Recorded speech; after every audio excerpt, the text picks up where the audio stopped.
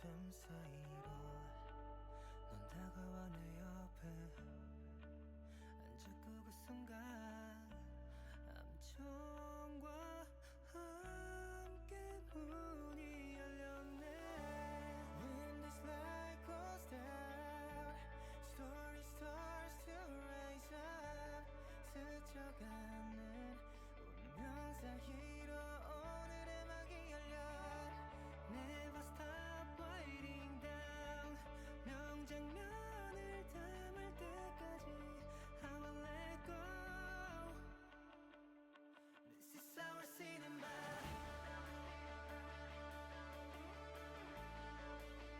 Let me be your cinema.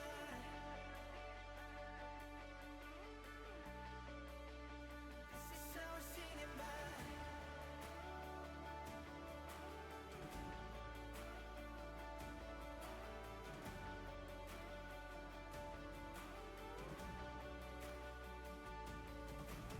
In this film tape 담겨진 우리 모습 바르지 않게 I remember.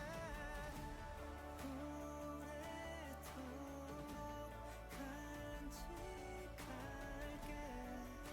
From every moment I will stay with you. When this light goes down, story starts to rise up. 스쳐가는 운명 사이로 오늘의 막이 열려. Never stop writing down.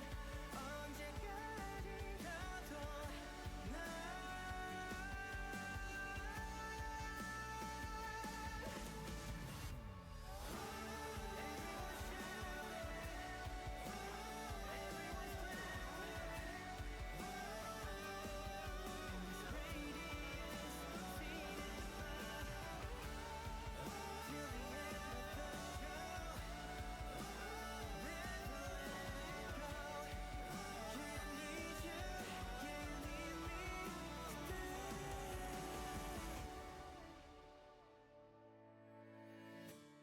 Hear the light shines again.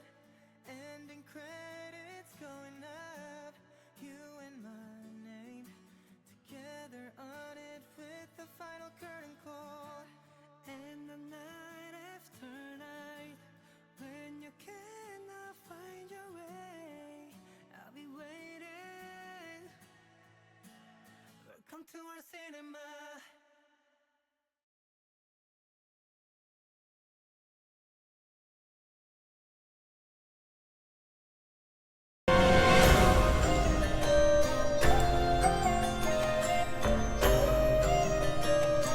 Okay, now that that is turned down.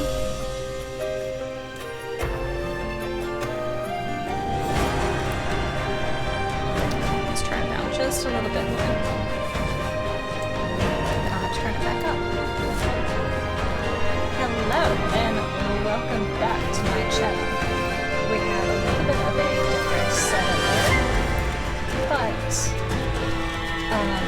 it's still basically the same.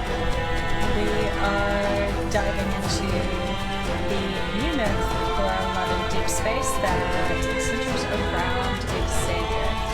I did pull for Raphael's new myth and I got both cards, but I didn't post them because I didn't have a setup for them. But I still want to talk a little bit about Raphael's myth, especially when it centers around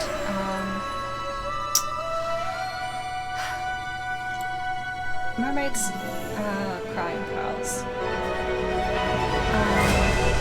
There is a lore that centers around how mermaids cry pearls, that they hold memory, and it essentially has like a magical essence that's linked to them, and they have to collect these pearls and hold on to them because they're linked so closely to the mermaid that cried them. So you see Raphael, who does cry the pearls there at the end when the, you know, heart-wrenching closing scene of him holding main character and her vanishing into, you know, the gold dust there at the end. And it's, I mean, I cried. I'm fairly certain a lot of Raphael girlies cried. I'm a Raphael girly. And he was on a journey to collect pearls. I don't know if that has anything to do with the lore of the mermaid, or if it's just something that Infold wanted to have.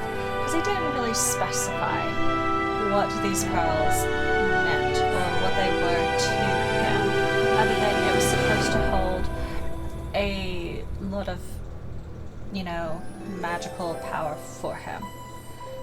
And for me, I was just thinking about that lore that surrounds the mermaids. Anyways, we're about to dive into Xavier's myth, and buckle up because it's going to be a long journey. And I will do my best to read everything as a main character. I'll promise that I will not mess up and stumble over the words, but you know, we're going to have fun with it. I may have to take a couple of breaks because this is going to be fun. So I hope you're in it for the long haul. And if you haven't already, please go and like and subscribe to the channel. And I'm going to try posting more when it comes to love and deep space and the game itself instead of what I was doing. So it's just going to be a fun little thing. Now that I have the setup, I did do a couple of test runs with sound yesterday and the whole playthrough. So you'll notice that 2 of them are kind of uncovered, and I haven't went forward on the rest of it. So we're going to start over and have some fun with this.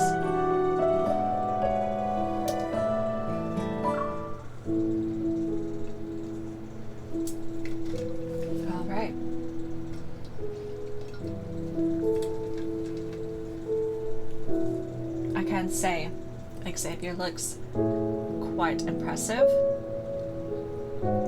with his whole king getup. It is a beautiful touch to him, because I mean he's very princely, but now you have this other side of him.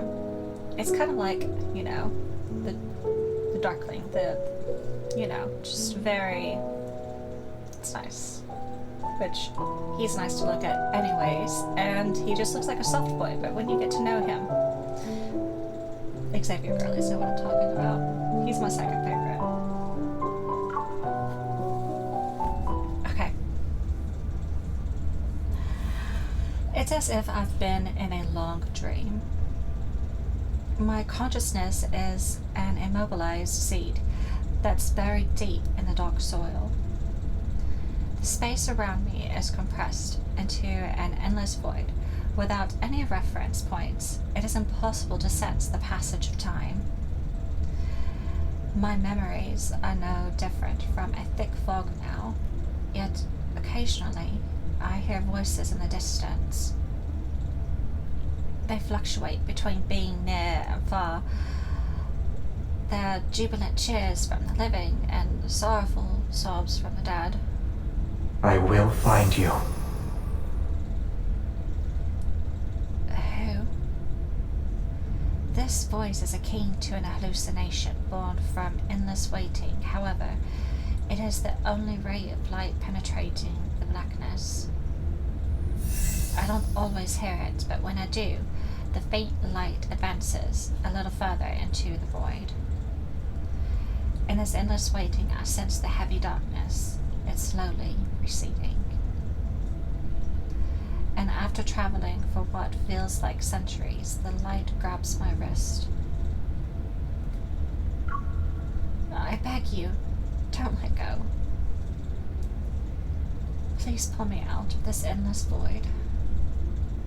Please lead me out of centuries of darkness and solitude.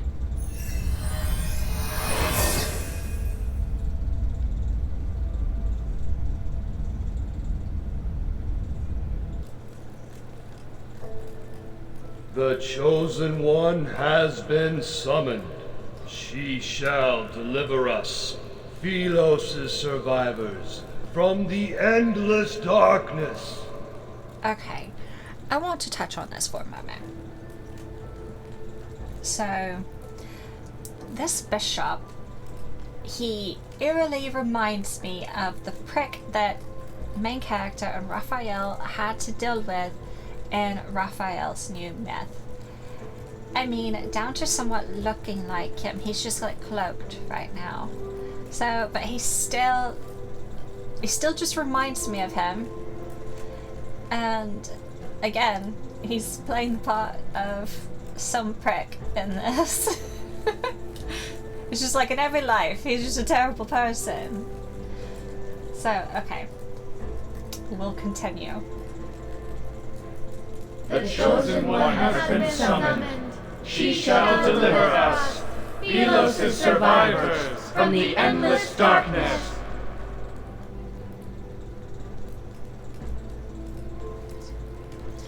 In my vision, gradually comes into focus. Oh, I totally got that wrong. My vision gradually comes into focus, and a shadowed dome ceiling materializes. Below the altar, countless pale faces emerge from the firelight. Their gazes fixed on me are empty despite burning with great intensity. We will return to Philos prior to the apocalypse. And like, in this person, he was, in Raphael's myth, he was also over, like, it's almost like a cult. Like he just had all these devout followers that were going along with whatever he wanted to do. Okay, maybe not exactly like it, but he had people that were constantly just sketchy. And he also had an obsession with like returning to Lemuria. And that's no different than what's going on now. Except he wants to go to Philos. He wants to return Philos back to, you know, its glory days. Return to Philos? What are they talking about? Where am I? Bewildered, I lower my head and stare at my hands. My fingertips retain a faint warmth. My wrist is suddenly pulled upward. Wearing white robes, the bishop drags me to the center of the altar with irresistible force. Excruciating pain pierces my palm. The gem on the scepter is as sharp as a blade, and blood falls. Behold, she possesses a vessel of flesh and blood! I would hope so. I just realized you guys may not be able to hear what they are saying. I have the volume down. Maybe that's better. Instead of you getting a reverb from my other speaker.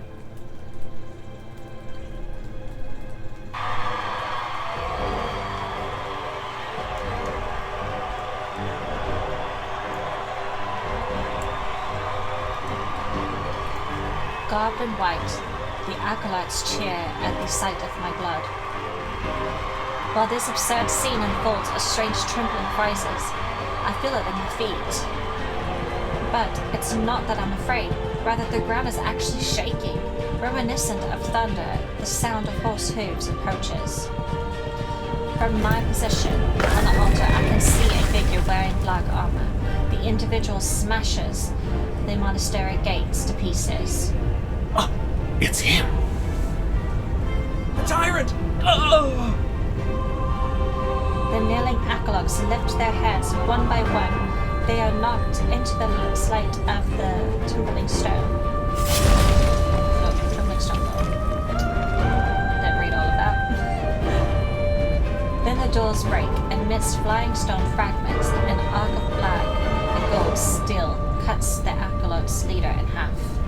Stop the Mad King at once! The acolyte shouts, and cries are silenced by the gleam of his blade as it swung. I Unwilling to hesitate any longer, I quickly jump down from the altar, step over the white robes strewn across the floor, and slip into the shadows holding place. My lady, you... Be quiet. I'll count to 3 and let you go. I suggest you answer my questions. With his mouth covered, the acolyte nods. However, his expression shows excitement instead of fear. Who am I?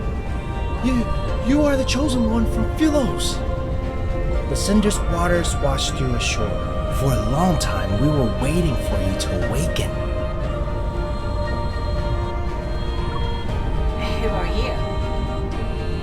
We are acolytes who belong to the Order of Babel. We reside in the most scholarly, sacred monastery in Cindersville. The Order of Babel? Cindersville? You are here to help us to return to Philos. Do you know the man who charged into this place? He is the sinner who destroyed Philos.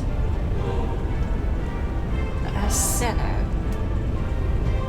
My memories are hazy, my mind clouded. I can't remember anything about myself. They keep calling me the chosen one, but how can a person's name and identity be reduced to a cold, impersonal title?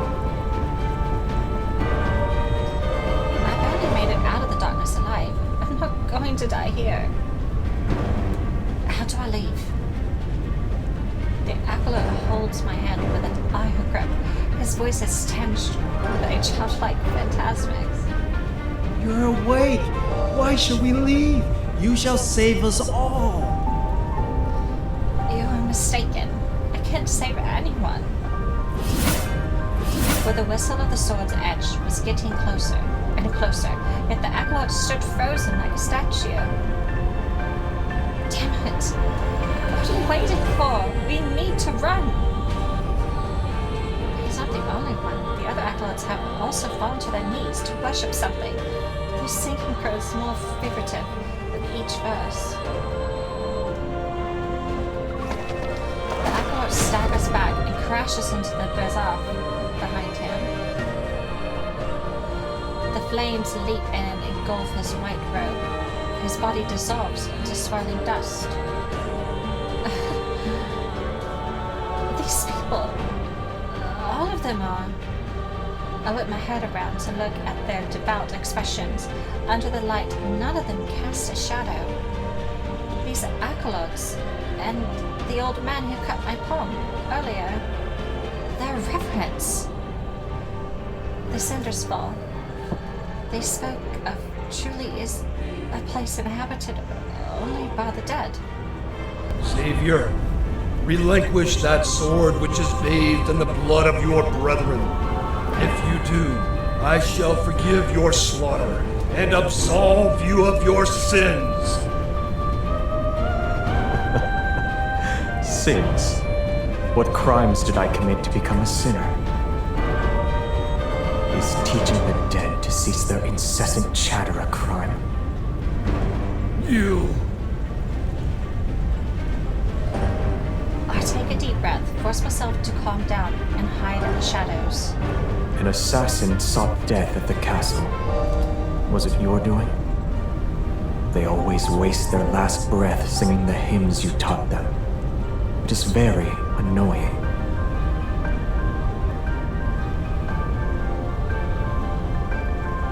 Let's just take a moment to appreciate just how good he looks. Using the narrow gap in front of me, I watch as the figure approaches the bishop. Philos' prophecy rings true. The Chosen One has appeared, and the land will be saved. This city, as well as your fate, shall... Firelight dances along as long as hair cascades from underneath the man's crown. A soft, gentle glow is reflected. Your life is about to be snuffed. Where is this so-called chosen one? He steps forward, his black and gold boots treading on the hem of the bishop's robe. Are they preoccupied with praying for your salvation? No, I'm not. I'm really not. You can have it. Just You, irredeemable traitor! You are the sinner who destroyed Philos! clank. The bishop's scepter is sliced in half. He backs away until he collapses against the confessional. She shall be the harbinger of your demise. You are here to die. That is where I must correct you. I'm here to attend your funeral. So smooth. You're wasting your energy. You cannot kill me, nor can you.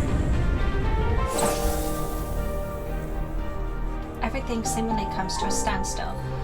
Then a corpse slowly settles onto the ground under the man's feet. It kicks up dust. These stifled groans fade while the night wind extinguishes the last flickering flame on the altar. The man slowly lowers his blade, surrounded by a spawn of dancing cinders. He descends the long staircase. I'm stunned, and my fingertips are numb. They could almost feel the reverberation from the sword's deadly swing. In the darkness, the sound of footsteps grows more distant. Has he gone? Still tension. Still tense. I wait for what seems like an eternity before I use the wall to support myself. I cautiously step out from my hiding place. I need to leave. The entire hall is deadly silent. There is only rubble and a white robe on the floor. Stone pillars have collapsed, and flames creep along the spilled wax on the cracked floor. Ghostly lights frolic across the walls. I turn and thud. A sharp blade, having been thrown past me, is now embedded in the stone wall behind me.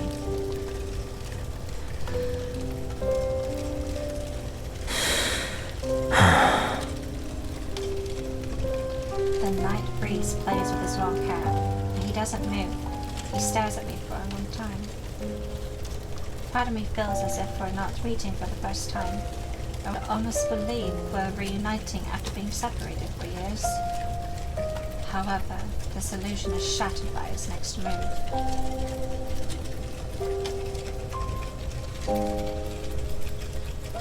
The man called the Mad King leans down. He lifts the tip of his sword, and it touches my throat. Only the dead dwell in Cindersvale. So, who exactly are you?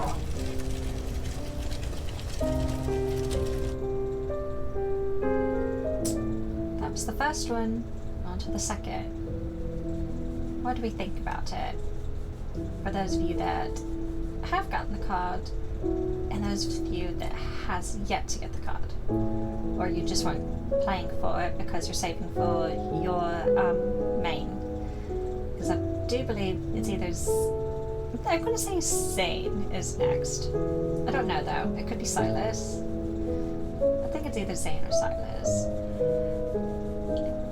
Caleb, I think, would be last.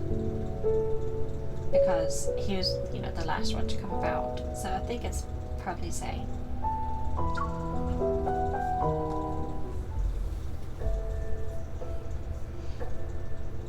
A tale circulates every corner of Cindersville.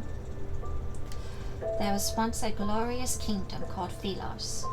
It fell during a catastrophic war.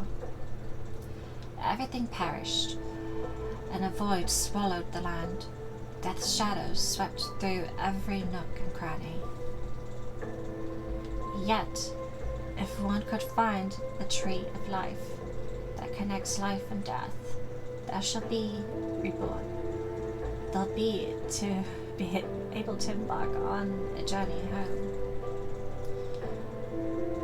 And the one who will be their guide and light the path is the chosen one of Delos?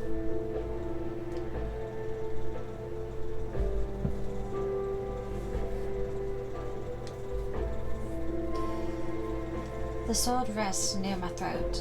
The slightest movement will kill me. You heard everything. Indeed. You are the chosen one foretold in the epic poems. Death approaches as impeccable rage boils within me. I grit my teeth and speak. Can the words of the dead be considered a prophecy? They're nothing more than last words. You want to kill me because I was crowned with the title of the Chosen One. He doesn't respond as he studies my expression. He reminds me of a hunter examining the desperate state of his prey in its final moments. Release me. Although taking one's life is easy, it's also boring. Many reverends have already fallen. You still need more playthings. They must pay the price for pursuing eternity. And as luck would have it, you've caught my interest. I like it. Cindersville can only be inhabited by the dead. You are alive. I have no idea how I even arrived here. All my memories remain trapped in those centuries enshrouded in darkness. They're akin to seeds buried underground. If you wish to slay me, do it. I'll be able to join their ranks as a rep. Gambling with your life isn't how you properly threaten someone. Let's not forget, a death wish is an easy request to fulfill. And that this blade can only cut down the dead.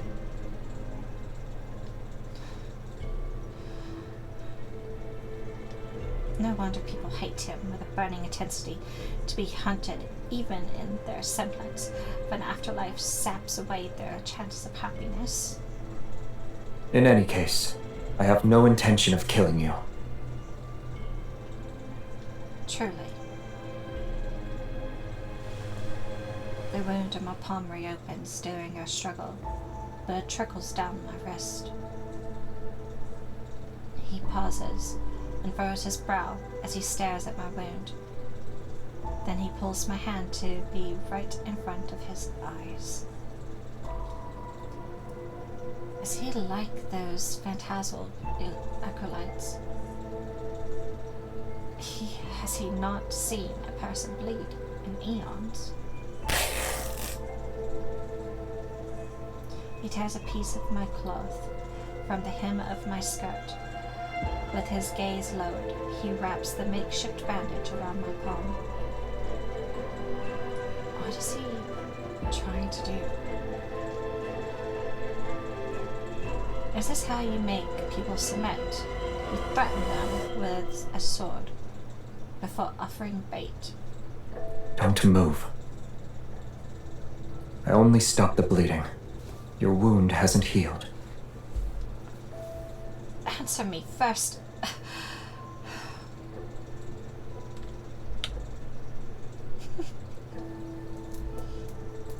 He ties a knot over my wound, picks up his heavy sword, and turns to leave.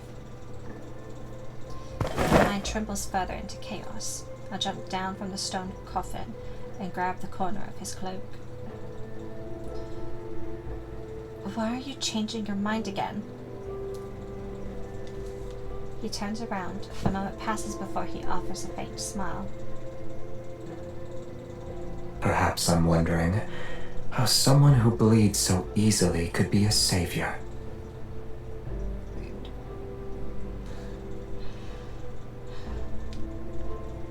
I slowly let go of him.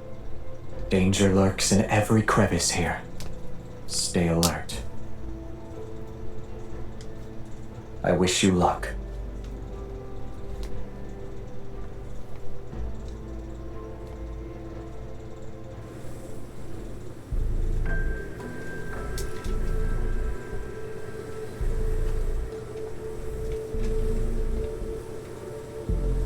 sky darkens as moonlight disappears in the canopy of trees. The thick, tangled branches obscure the paths ahead, but the scenery remains vivid in my memory.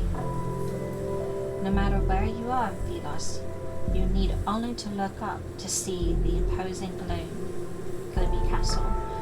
In its opulence, it stands with solitary majesty. The moon is bright here. I was looking at a moon like this when I died. How was I slain? I can't remember. It could have happened on the battlefield. Or those monsters that bite people. When he rode past us on that horse, he splashed mud all over. Yes, he has this deathly, murderous air around him. I was so terrified that I didn't... Looking toward the source of voices, I see 3 rabbits hanging from a withered tree branch. They sway in the wind with their chatter. Who was the horseman? Can you tell me anything about him? The sinner of Philos. The tyrant who betrayed his own people. He is the scoundrel who stopped us from returning to the land of light and eternity!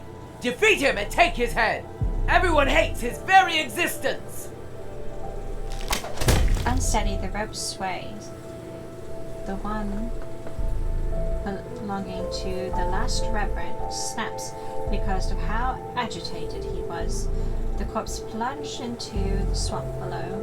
It's getting dark, and the fog is coming. You'd better find a place to take shelter. This world still feels unfamiliar to me. He's not wrong. My highest priority at the moment is finding a safe location. Where can I find such a place? The city at the foot of the mountain, of course. It's the liveliest place in the area. The echoes of the royal capital still linger there. You must navigate through the forest, the swampland, and the remnants of a battlefield. Remember to gaze at the moon. Once you reach the ferry's dock, you can cross the river. Take a silver coin with you. The old ferryman has a nasty temper. If you're not careful, he'll kick you into the river. I look into the distance at the westernmost edge of the land exiled. The monastery sits in a secluded corner of the highlands. It's far away from where the Mad King resides. To reach Cindersfall, I need to traverse the forest and fog the base of the mountain.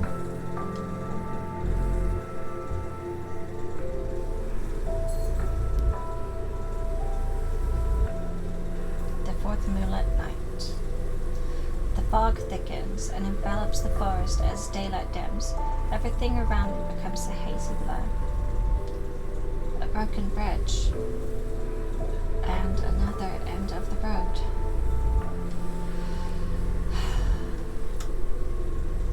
In the place of a crescent moon is one that wanes. Its reflection dances across the murky water's surface like countless spectacular figures. Everything that falls into the water sinks without a trace, except for the moon's reflection. I mark a tree branch to trace my path, then I turn around and continue my trek. In the forest clearing, knights with pikes and silver armor sit around a fire. There are knights in a place like this. They aren't moving, and their lifeless eyes gaze upon the moon and the sky. May Philos prosper under eternity's divine gaze. May Philos prosper under eternity's divine gaze. Silence. you hear that? Footsteps approach us from the southwest. Only the living can make that sound. Is the Mad King here? All the knights suddenly turn their heads towards me, and the fire illuminates their faces, which are paler than their silver armor. The Mad King has not graced us with his presence. However, she carries his essence. Outsider, have you pledged your loyalty to eternity itself? What? She has no answer. She's a traitor to eternity. The suits of armor collapse as the skeletal remains within them began to glow, with an airy blue light leaping orange flames from surrounding them. A cold blaze lights the air as howling winds erupt around them. Before I can react, they charge towards me. These knights in silver armor are reverence.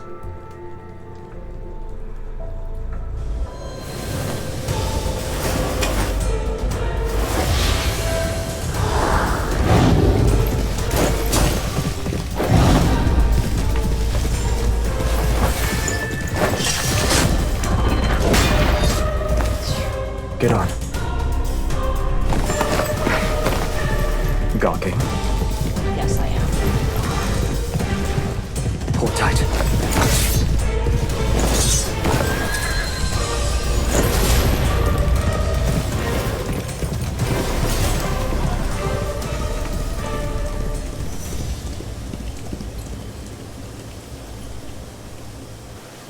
So pretty.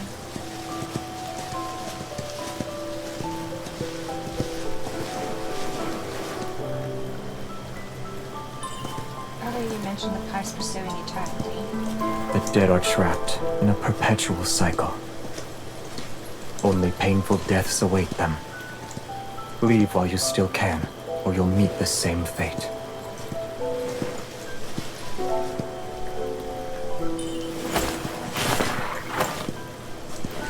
In a rush? Didn't you tell me to leave while I still can?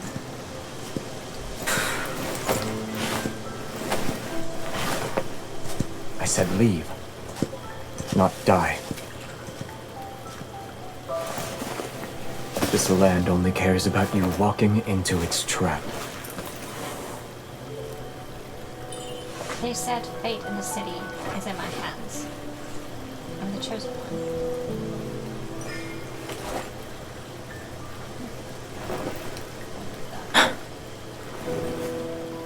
You said their fate is in your hands.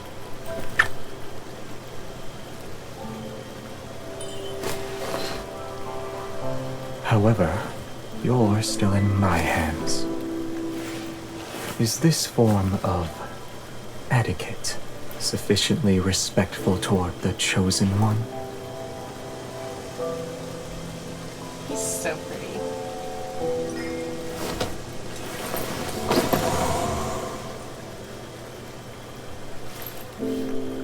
I told you this place is fraught with danger. You need to be cautious. To be fair, you're the one that left me, and I have no clue where I'm going. So, whose fault is it really?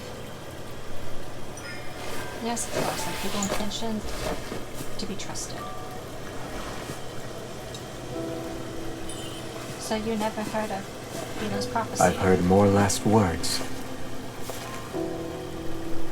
Such as? Excuses from the greedy. The pleas of those on death's doorstep. Confessions of hypocrites.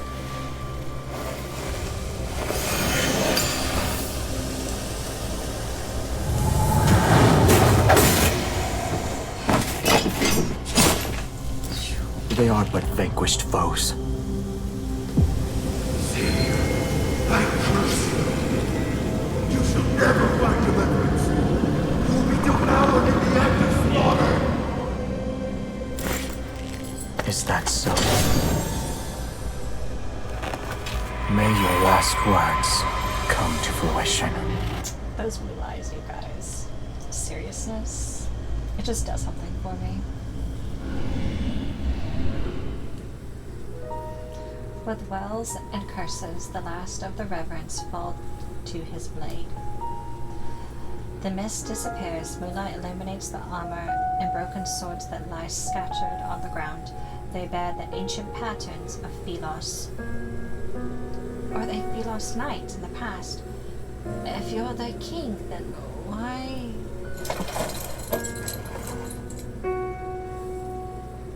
I turn around as I speak. The man suddenly loses his balance and falls towards me. The tip of the crimson sword is protruding from his left shoulder. Blood flows from his wound, and a faint black mist swirls around it. Is this from the reverence? You will be devoured in the act of slaughter. His hand covered in the iron gauntlets grabs my wrist. I'm trapped between him and the tree stump behind me. I can't move.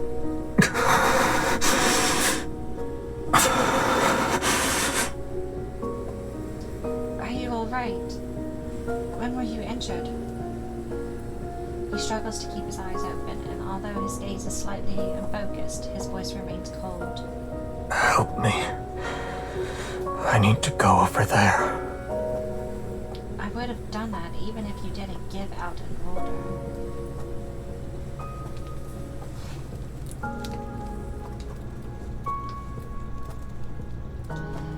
After gathering enough fallen leaves and dry branches, I build a fire out of our resting spot. In the fire's glow, his face is deathly pale. It's almost strained of color. Would you like to warm up by the fire? No need. Do you need water? No. Do you want to rest?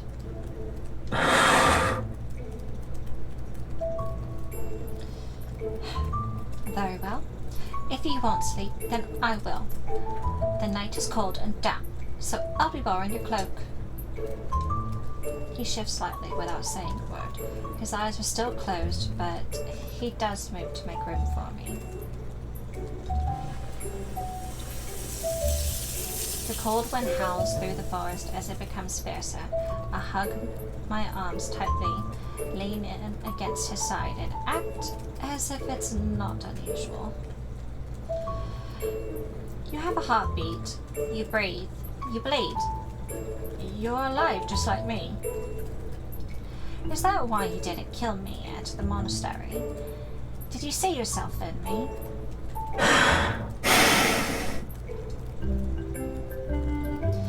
He didn't seem interested in answering my question. During the battle, her sword was the only weapon capable of slaying reverence. No wonder that old man with the white robes wanted it. While connecting the pieces of information in my mind, my gaze shifts to the sword laying half a meter away. It's a great sword that devours light.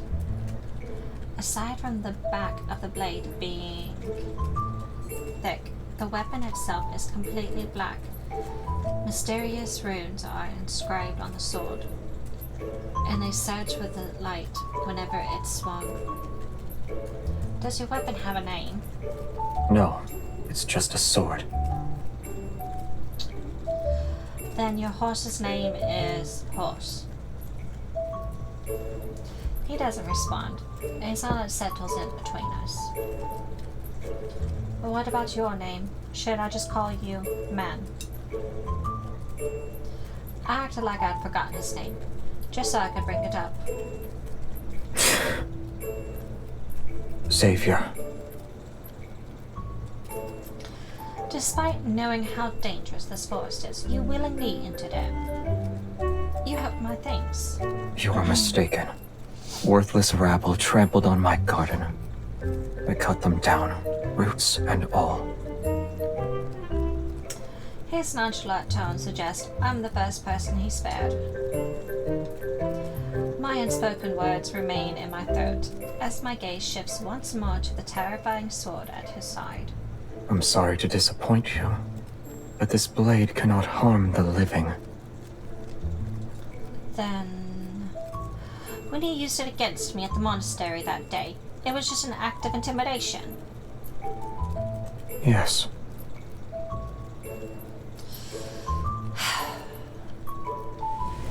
Inexplicable anger rises within me, and I tug the thin blanket covering my body. The fabric on my hand feels inexplicably heavy, and only then do I realize it's actually his cloak. Just as I'm about to let go, he slightly leans towards me. The edge of the fabric touches my fingers and carries an unexpected warmth.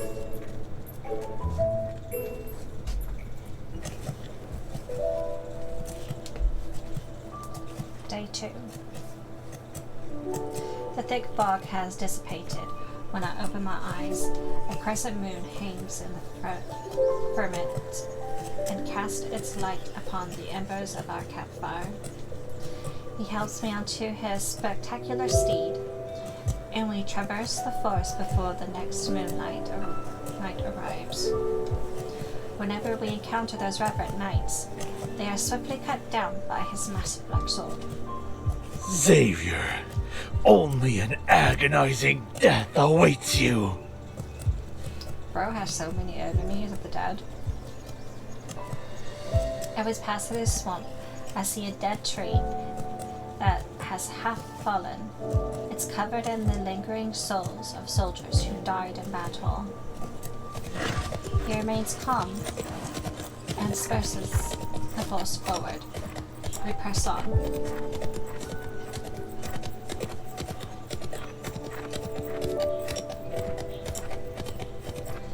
It seems like these reverends are very fond of you. What crime did you commit to make them hate you so? To properly tell the tale, I'd have to start with the era in which they were truly alive. With a slight tug of the reins, he prompts the horse to leap across the plain. I know they're afraid of your sword. But once the reverends are slain, where do they go? Nowhere.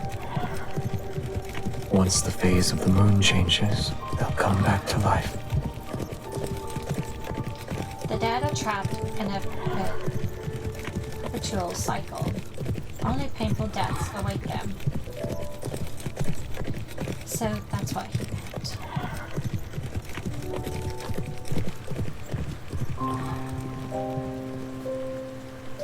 After a knowable amount of time passing, rain falls from the sky, and the remnants of an ancient battlefield emerges on the distant horizon.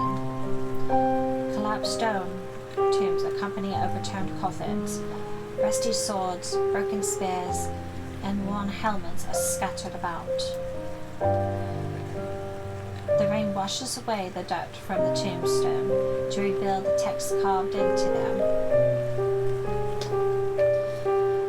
In a chaotic era, kingdoms fall like shooting stars. The Order of Light Seekers fought until they breathed their last breath.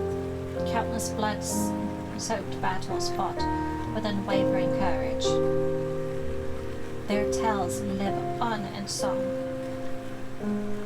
The heroic deed forever engraved in our hearts. In the year, doesn't give us an actual number, of the Philos calendar, the kingdom fell, the royal capital was destroyed, and the bloodline was extinguished.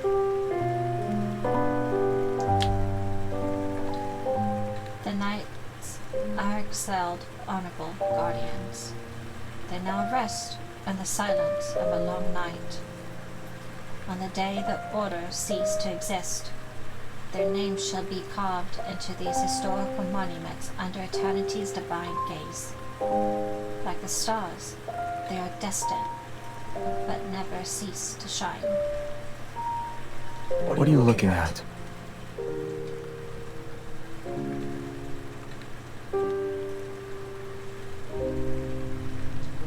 After tying the horse to a tree stump, he walks towards me. I wonder if my name might be in these nights. Why? Philos didn't meet its demise until I was gone for many years. For those who once knew me, I must have died early. If I wasn't an exiled prisoner, then someone should have remembered me. It's possible they made a memorial. Is being remembered that important to you? I'm unsure when he had lifted his cloak to shield me from the rain. These knights fought for their country when they lived. After they died, their tombstones were used to pave roads.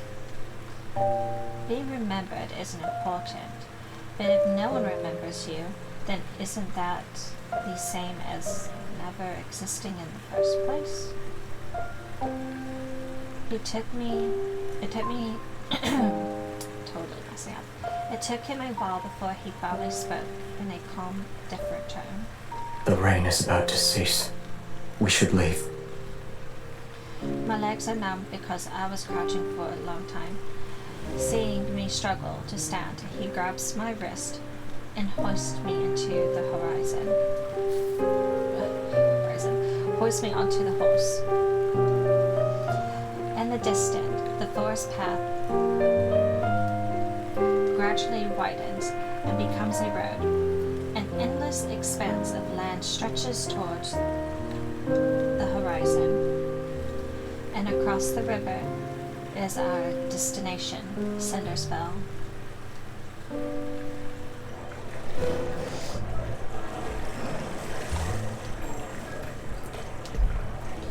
Our journey, less than pleasant, all things considered, finally ends as the crescent moon disappears.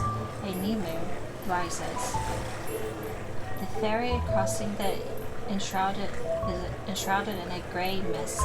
When we arrive, the riverside is already crowded with reverends who want to cross. The reverend from earlier said I must cross this river by boat to arrive at Cinderspell. An unexpected event occurs. The lively atmosphere at the docks disintegrates when we appear. He's here! The reverends who were talking amongst themselves fall silent and back away. They create a path for us. Accustomed to this situation and unfazed, I pull out a silver coin and I had found it in an abandoned tomb. It'll pay for the fare.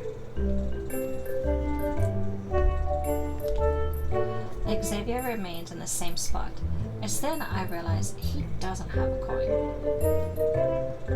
Please tell me why the king doesn't have coin on him.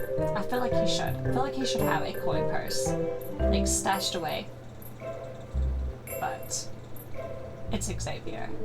I guess we shouldn't be surprised. He forgets things. Xavier remains at the same spot. It's then that I realize he doesn't have a coin.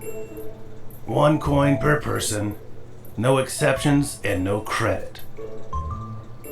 I can take care of any revenants that try to cross without paying. Your presence alone is bad for my business. I'm not even sure I want to let you board. So, are you crossing the river or not? He's a very bold old man to be talking to the king like that. He gives me an expressionless glance before silently shaking his head. Oh wait, I'll pay for him. The ferryman's expression changes subtly as his gaze lingers on me. He presses his lips into a thin line before gesturing for me to board the ferry. The man behind me doesn't say anything as he heads for the stern. I don't even get a word of gratitude.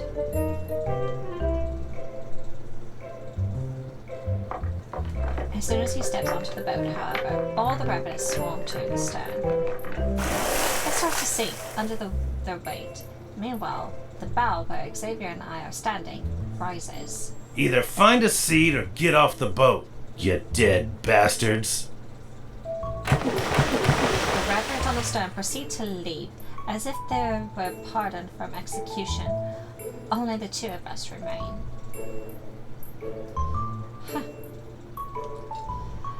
In the silence, the small ferry moves across the water and disappears into the dribbling rippling moonlight.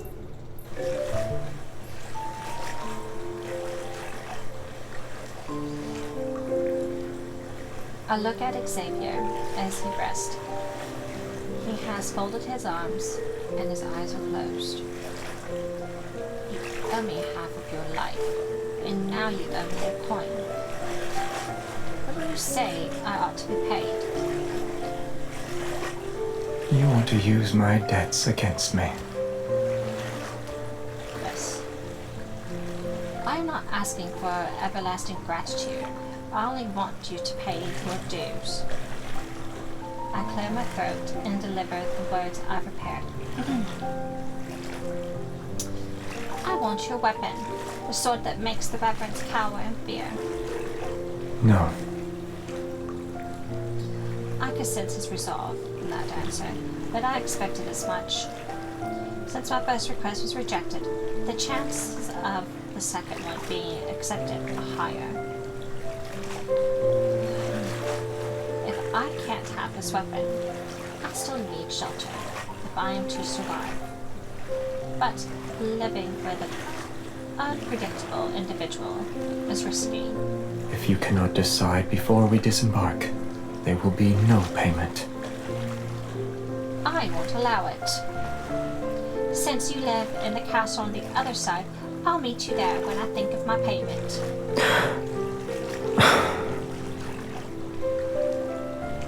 He neither refuses nor accepts. It's as if he can see my innermost thoughts. Without a bond forged through hardship, this might be my only chance to request something from him. Before we part ways, let me offer you one piece of advice. If you want to survive here, don't offer your kindness so easily. He closes his eyes and refuses to reopen, no matter what I do.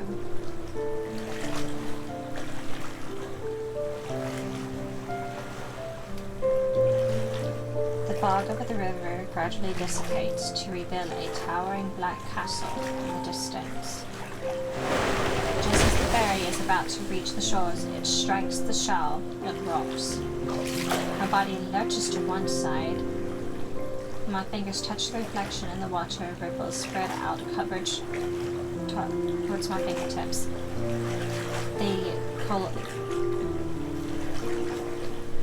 That's a word. Don't know what that word is. Enter an elusive image. This is... Brightly colored flags slowly rise as white floral arrangements line both sides of the marble staircase. A young knight ascends the long staircase amongst the chairs of thousands. He ascends the throne. A hand places a crown upon his head. A aluminum flora, the symbol of Philos, royal family, is pinned to his label.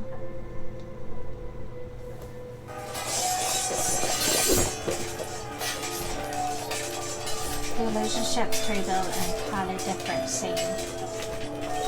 Fortifications crumble, ruins cover the land.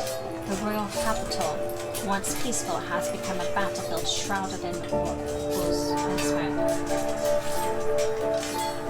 The rebel army storms the capital. They force the young king to take his own life. Yet their swords are melted into liquid steel, and the furnace and cast unto the throne itself.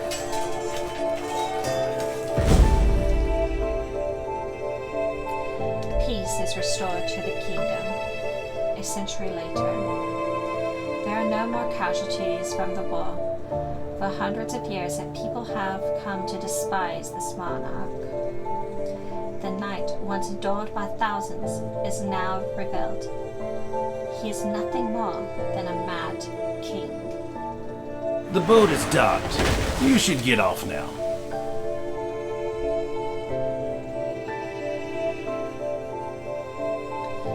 The voice pulls my thoughts back to reality. I raise my head and notice the space beside me is empty. Did I see his past?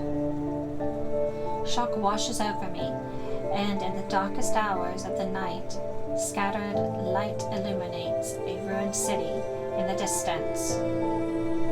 The wind rustles the grass as his figure quickly vanishes into the darkness.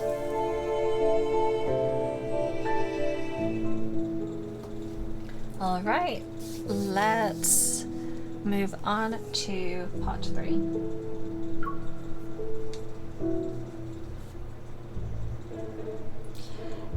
I've been wandering the city for days. Although I failed to discover new information, I feel more free than ever before. But what surprised me was every reverend here firmly believes they'll return to Philos one day. And before I knew it, I started to believe it too. Within that rotten black castle is the Mad King, who sits on an abandoned throne. Countless kingdoms, innumerable cities, all their denizens wept under the hooves of the tyrant's iron cavalry. At the square in the busiest part of the city, many reverends have gathered. I pull my hood tighter and move closer.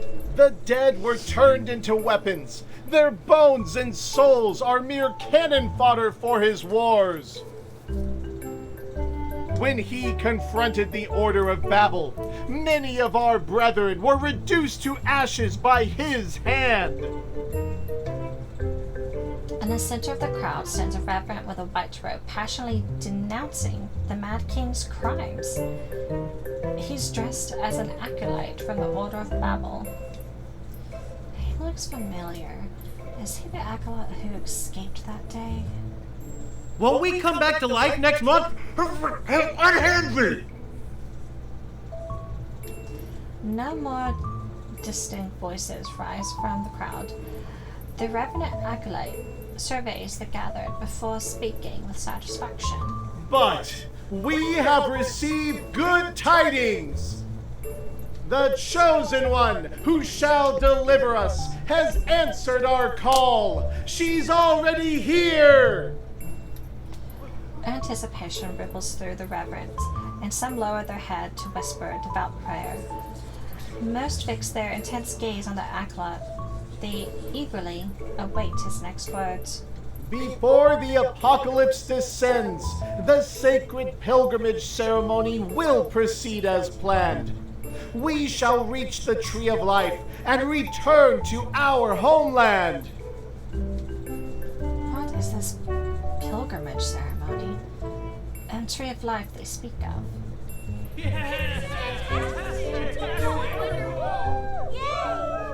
Where's the Chosen One? The Chosen One. The Chosen One is... A sense of foreboding stirs within me. I turn to leave as I hear excited shouts behind me. Over there! The Reverend Acolyte points at me, and so every reverend's gaze falls on me. She is the Chosen One! Our prayers have summoned her! Acting as if they've seen a goddess, the reverends run towards me. Favorite cries resound. Countless hands reach out to cut off my escape route. Jubilant, they hoist me above their heads. Wait! Release me at once!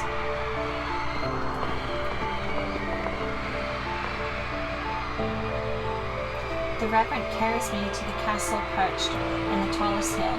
I wasn't even given the slightest chance to struggle or escape. The acolyte clears his throat and shouts at the half-open window located on the upper floor of the castle. The one who stands before you is the slayer of the eternal night, the night of refulgence, the pilgrimage ceremony's shepherd, the ruler of fate, the shining beacon of hope to Philos' countless survivors. And she will be your nemesis until you die. Our prayers have summoned the Chosen One! This guy is Delulu, like very Delulu. Did he come up with those titles in the time it took to get here? black window frame slightly stirs, and a dagger with a cold gleam is thrown down. My castle is too small for your ilk. Only your chosen one can come in to slay me. And there will be a sea of blood if you let me handle the selection process. In the blink of an eye, the righteously indignant reverends scatter in all directions. Even the enthusiastic acolyte runs away and disappears like smoke. A chill runs down my spine as I look up. The figure near the window meets my gaze. I see they've made their choice. Resigned, I sigh inwardly and pick up the dagger.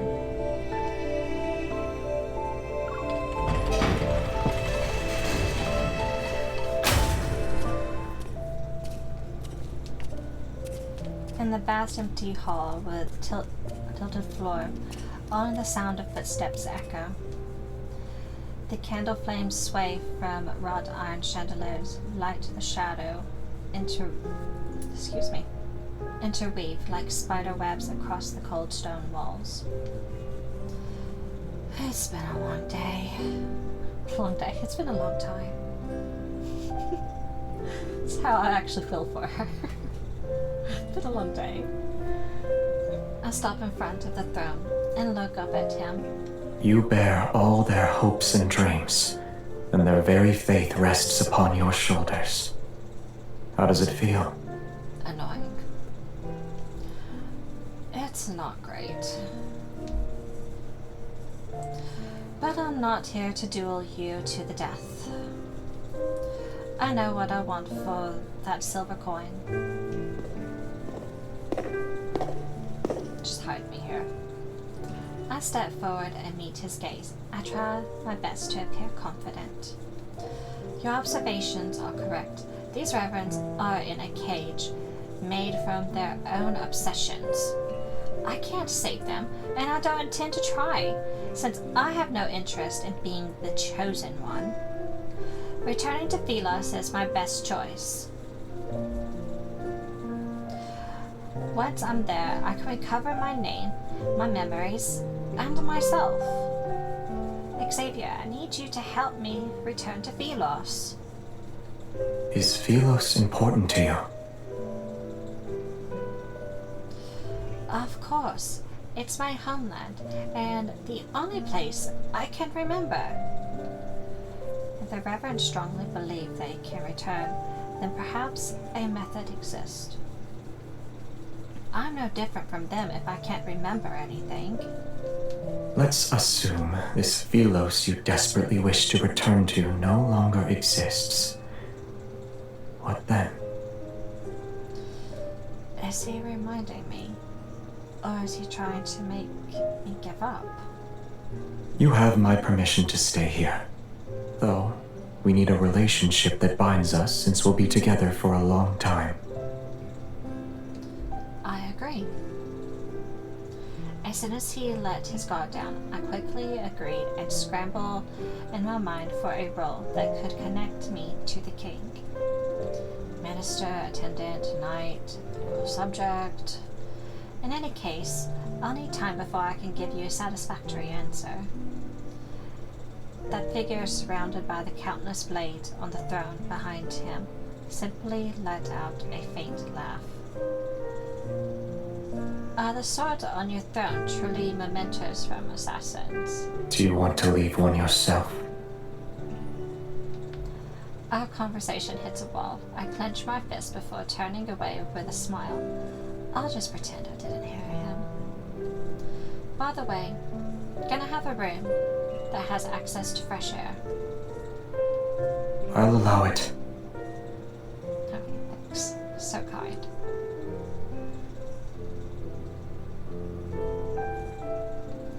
After I entered the castle, the underground gambling den began taking bets on how the Chosen One would die. Getting thrown into the forest with evil phantoms only to be devoured, sinking to the bottom of the cinders, or dying because of his massive blade. These 3 deaths are ranked with different odds, but they're at the top of the list. No one believes the Mad King will let me live. If the chosen one dies, then it means they weren't the real one. So they'll wait for another. However, if the chosen one survives and escapes from their enemy, that means the reverence from the land of exile cheer. Their dreadful suffering will finally come to an end.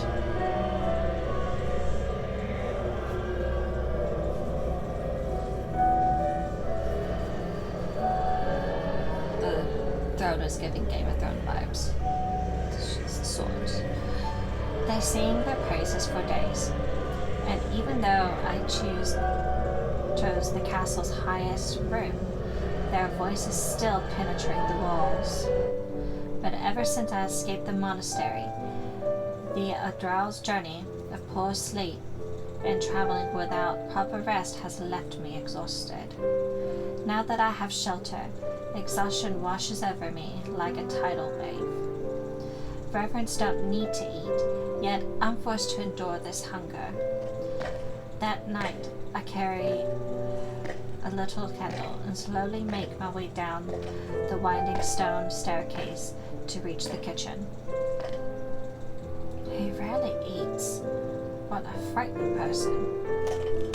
I conduct a thorough search only to find roots and mushrooms. Can this Xavier also not cook? What are you doing?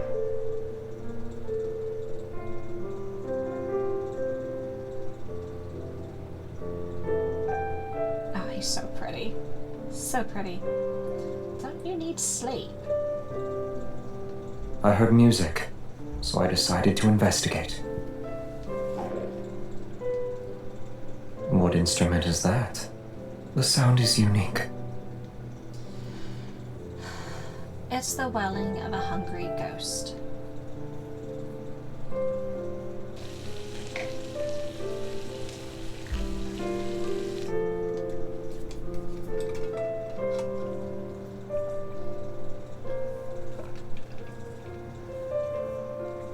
Oh gosh.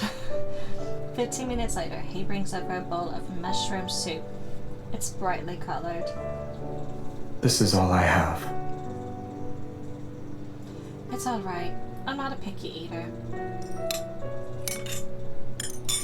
The taste is rather strange, but I've been starving for several days. It's nothing short of a rare delicacy. Once I swallowed a spoonful, my stomach begins to churn violently, and the entire world seems to spin. Bizarre otherworldly visions appear before my eyes. Oh my god.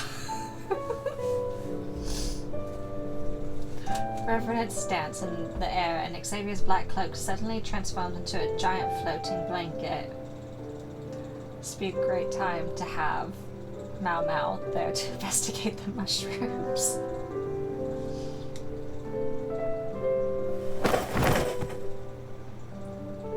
I think his cooking executed us. In this dream, I saw Philos again. It was far away from me, yet it was still beautiful. Walls of brilliant snow white surrounded the city, towers loomed in clusters, their vibrant flags fluttering. The streets gleamed with a soft radiance.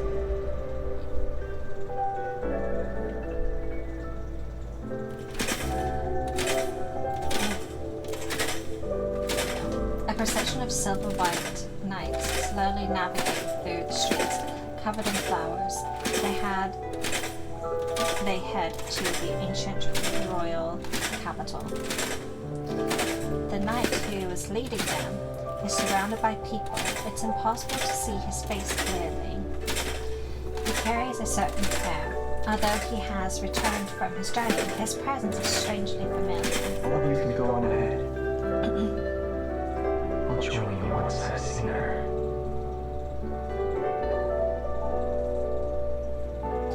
The sun, moon, and stars revolve as he turns around. My vision blurs, and the white city walls transform into a clock tower bathed in the sunset's glow. He turns around, sees me, and smiles. Before I can recognize him, a flock of pigeons flies past us. Their flapping wings obscure his eyes. I thought you'd never see me again.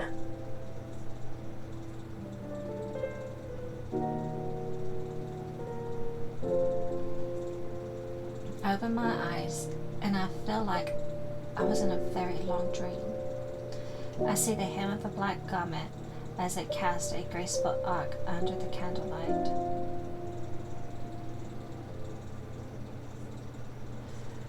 That man is looking at me. It's as if he stepped out of my dream. I have an antidote. In his hand, he's holding a bowl of medicine that gives a faint, bitter scent. Although I've returned to my senses, I'm at a loss for words. I already tasted it. Thanks for testing it on yourself.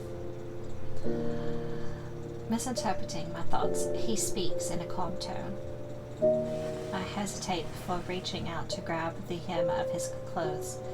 I squeeze it a few times. No. No, I'm not a hallucination that appeared because you were poisoned. He admits what he did.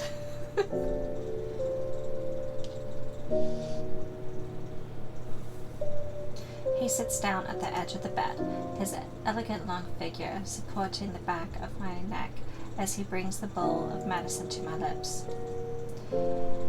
His poise is unmistakably intimate, yet his expression remains unchanged. His eyelashes aren't even raised once. I hear a clamor. Did something happen? It's war. There's war happening here, in a place like this. Yes. Some of the Revenants harbor obsessions from their past, waging war relentlessly. They never really die, and they don't stop. They were once your subjects, Your Majesty. Why do you make it sound like it has nothing to do with you? Listen.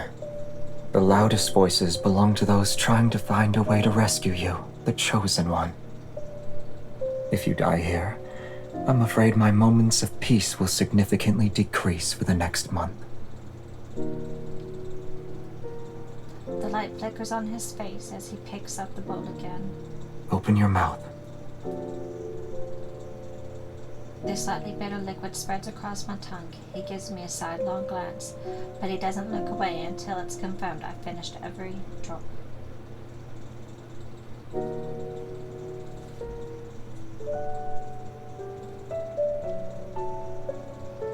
During the days I've been bedridden, outlandish rumors have spread throughout the city. The Mad King has become the Chosen One's servant. The Chosen One risked her life. The Chosen One has made a great sacrifice. They've misunderstood my actions from when I picked up a dagger and stormed into the castle. The Reverends are so moved by the supposed heroism that they gathered at the riverside below the castle every night to sing their praises. When he gets annoyed by their wailing cacophone, he occasionally heads out with his sword in hand. He returns quickly, and the voices disappear. I'm unsure of what happened outside. However, the shouting isn't as frequent as it was before for the past few days. Since then, finding my way to return to Philos becomes my only goal. The Cinders is not a single river. It's connected to numerous tributaries of various sizes. They intertwine like a tree root system and extend in all directions. Some of these tributaries flow into gloomy swamps or plunge into bottomless ravines. Others land to lead to lairs with reverent knights. Yet, I said lairs with reverent knights. Yet, no matter where I look, I'm unable to locate the tree of life from Philosophic myths.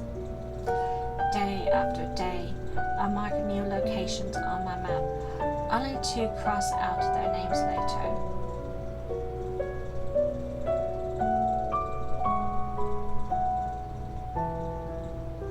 Exhausted, I climb down the castle wall. The moon has already reached its zenith. A figure in the garden behind the castle. His hair reflects the faint luster under the moonlight. Is that Xavier? His interests have changed as of late. Instead of killing others, he grows flowers. Yet not even a fraction of light touches Cinderfell. The only luminous flora grows there. Here, the flower he tends to is one I haven't seen before.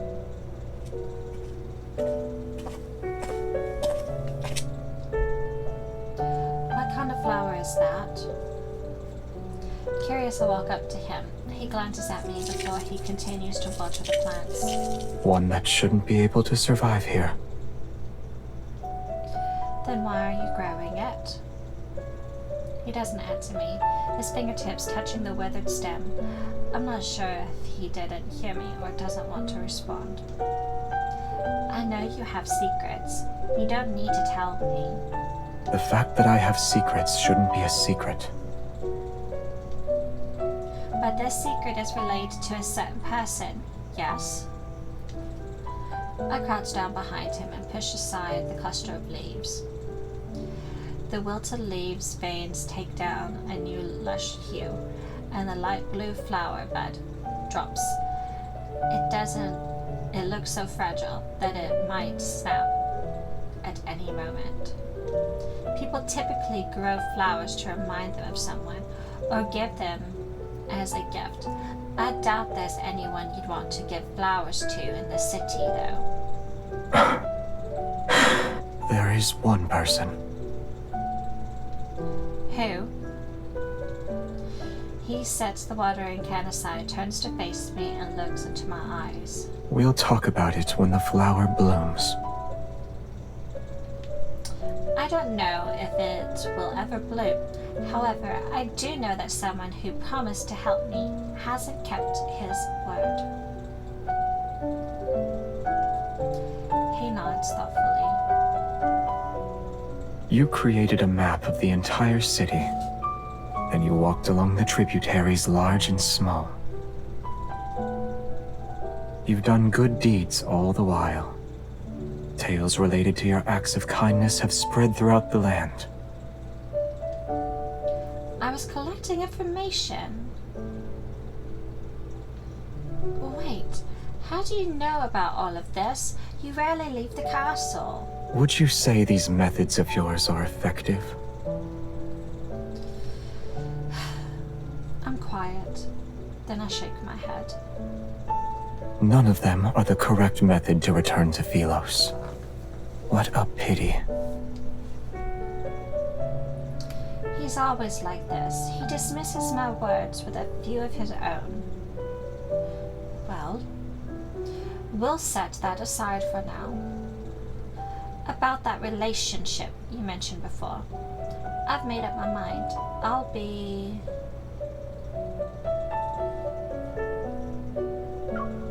My identity is known far and wide. I've also earned a bit of respect. Why don't you step back and let me be the actual ruler of Cinderfell? A queen, in other words.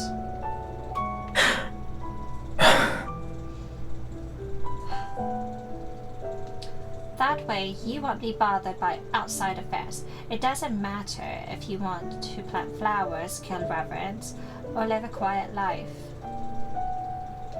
To put it simply, I want to be someone who's important to you.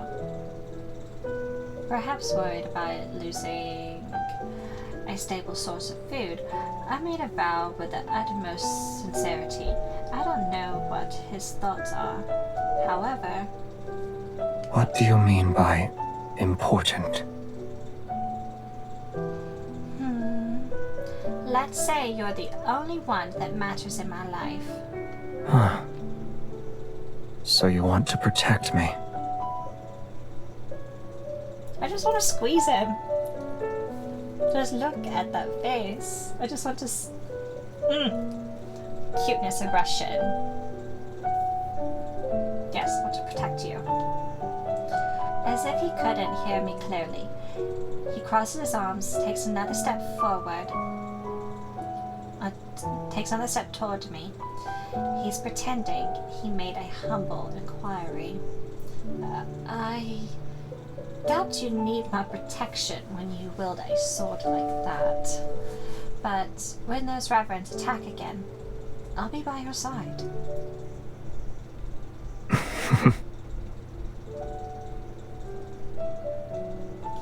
He actually laughed. I can hardly believe my eyes. I can help you figure out a method. On the other hand, you need to find a way to make a flower bloom. Okay, this is like very reminiscent of a jasmine flower with the saying. You guys know what I'm talking about if you pulled for that card. You know, with him being the foreseer and the whole jasmine flower, and she had to make this damn flower bloom in a place that's entirely impossible for it to actually bloom. It's very reminiscent of that. So here we are again. We are in charge of making a flower bloom. Are you sure it can still be saved?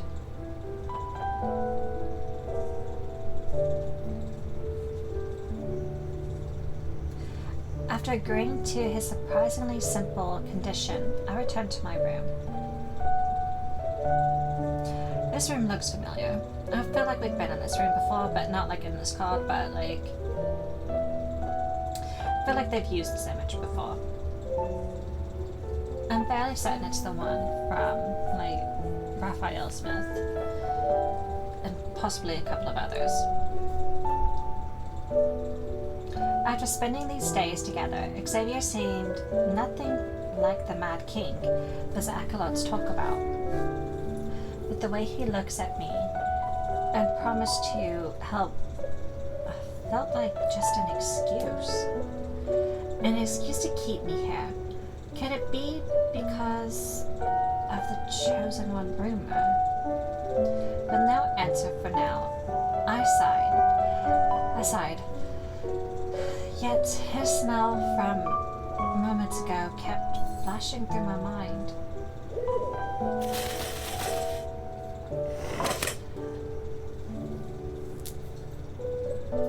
The call of an owl resounds outside the balcony. A shadow swoops down, drops an envelope with a wax seal, and then flies away. Huh? I return to my bed and open the envelope. On the letter, the stark, conscious handwriting catches my eye. We would like to invite the Chosen One to our sacred monastery so she can observe the selection process for the pilgrimage ceremony tomorrow. The Order of Babel looks forward to your answer.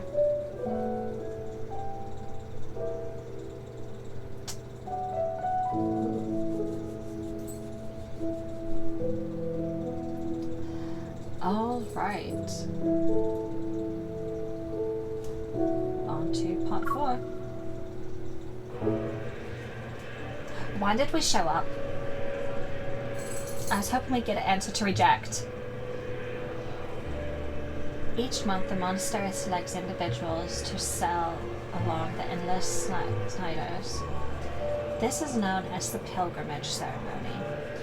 The reverends believe that by traveling along the Sniders, one can find the tree of life that connects Sniderfell to Philos. Once more, I find myself at the monastery. Everything has been transformed. The dilapidated altar crumbling walls have been restored by the reverends.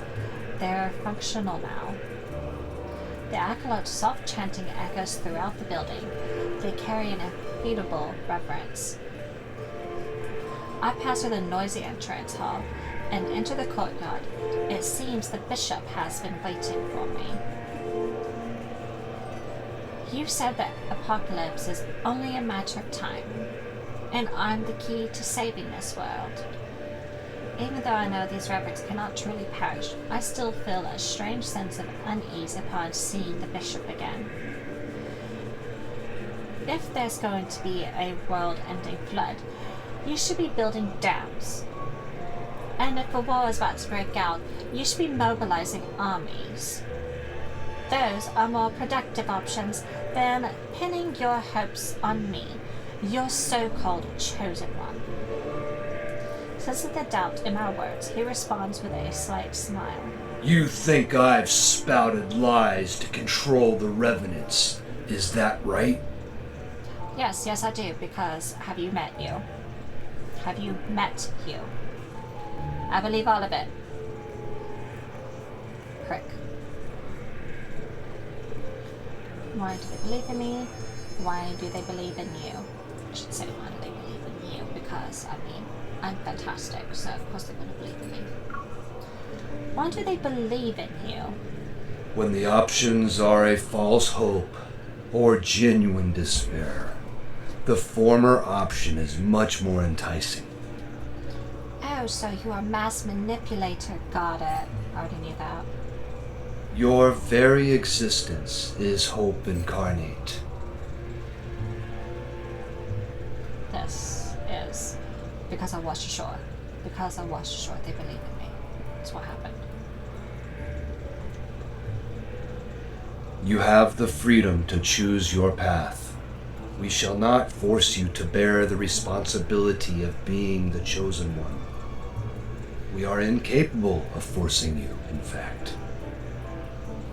Oh, okay. But the pilgrimage ceremony shall be carried out as planned. It will be held during the next full moon. He smiles before removing the key around his neck. He places it in the palm of my hand. Memories prove one's existence. Yet those who died here are trapped. They can never create new memories. If you cannot understand our faith, then I implore you to visit the underground library and see for yourself. For several days, I immersed myself in the sea of books. Although I found no records related to the pilgrimage ceremony, I learned what happened to Philos during my absence.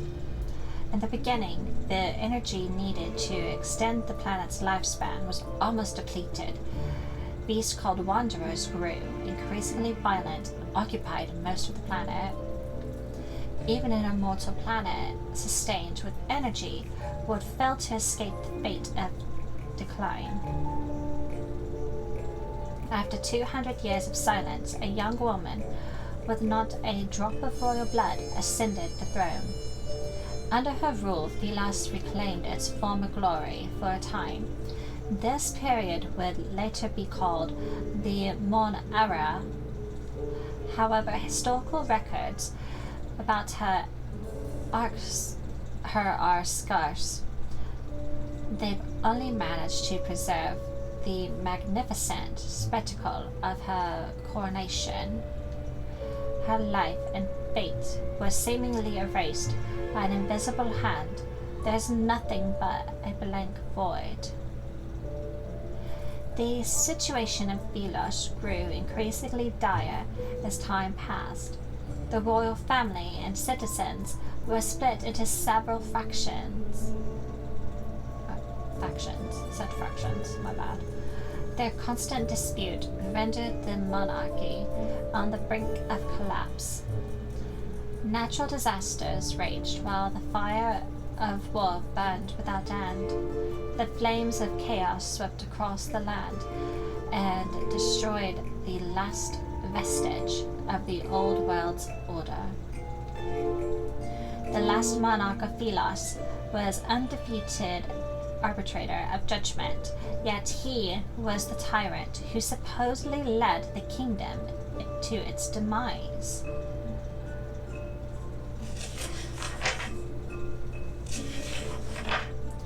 The tyrant addicted to bloodshed, the embodiment of corruption, a fallen god who was devoured by darkness. This must be Xavier. In every historical record about him, the fall of Philos is almost universally blamed on that king. Yet, as I carefully read through the list of crimes, I feel as if he can't be blamed for everything. What part of the text made you stop reading?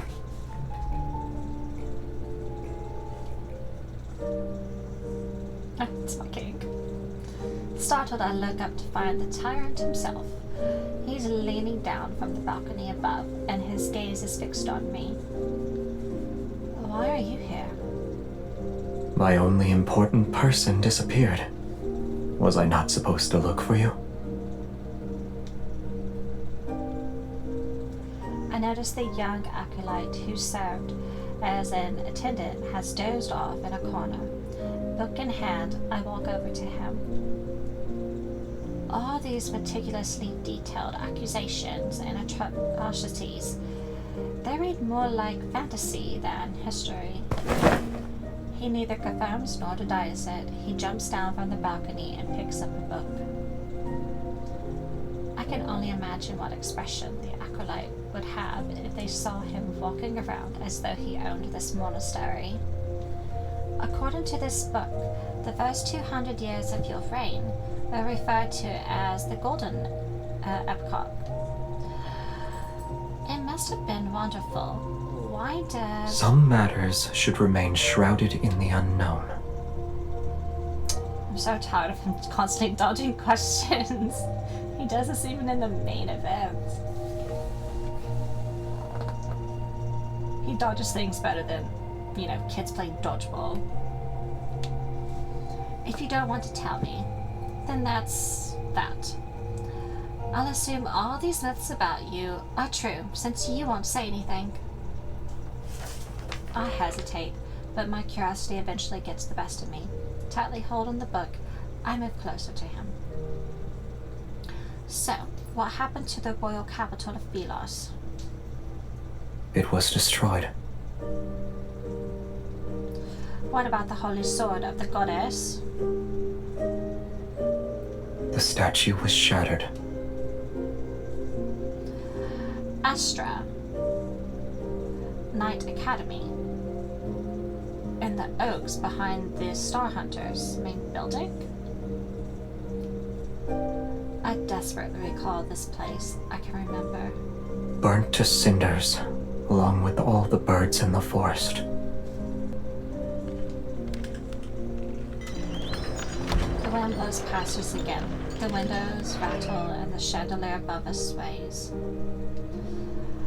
The curled yellow pages flutter rapidly as the story rewinds to the first year of the Mon era. A single event was commented: the coronation of Philos' only queen. Let's change the subject then. Have you met this queen? Out of all the monarchs who ruled Philos, why is her story glossed over? Even her portrait is unrecognizable now. I touch the blurry portrait on the page. The ink has been smudged. He looks up and his gaze lingers on the page. Then he turns away. I don't remember. I will say that your impression of Philos is too idealistic. But those revenants said Philos. They have no memories, and those without memories can only believe the stories told by others. Lend them your ear for too long, and you'll become just like them.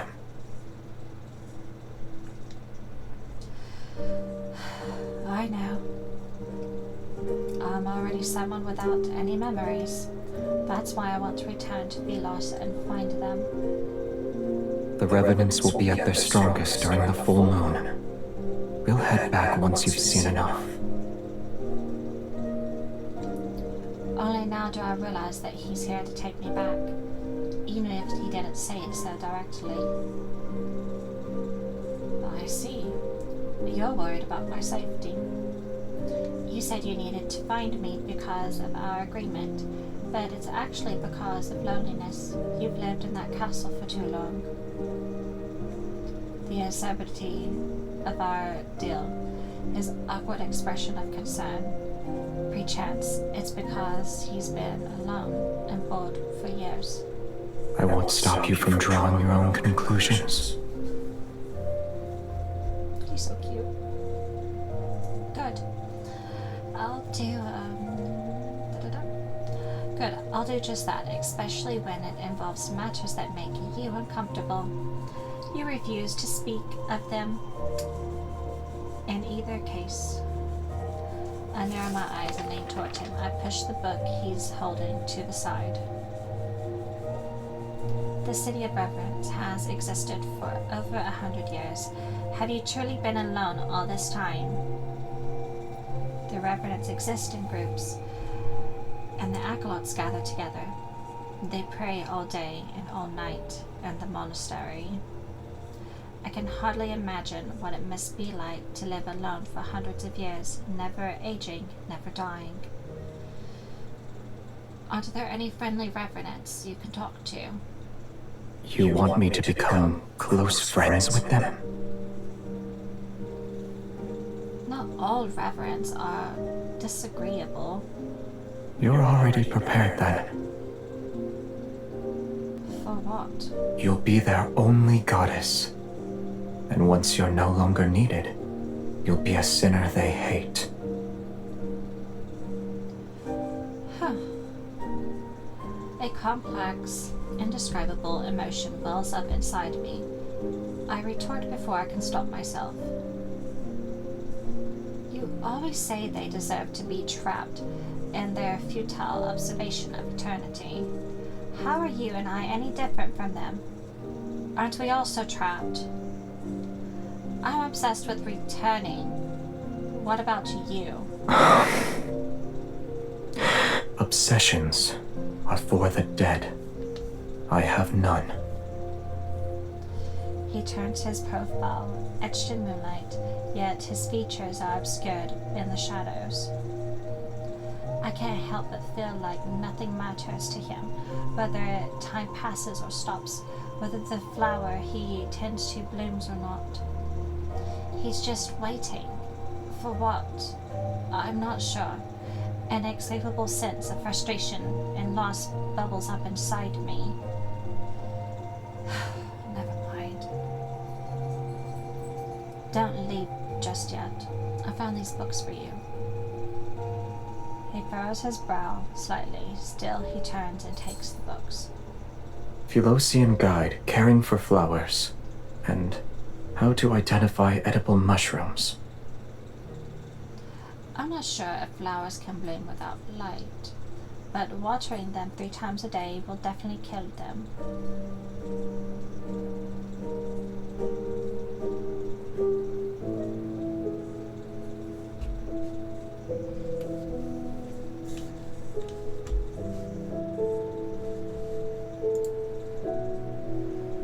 Alright, on to part 5.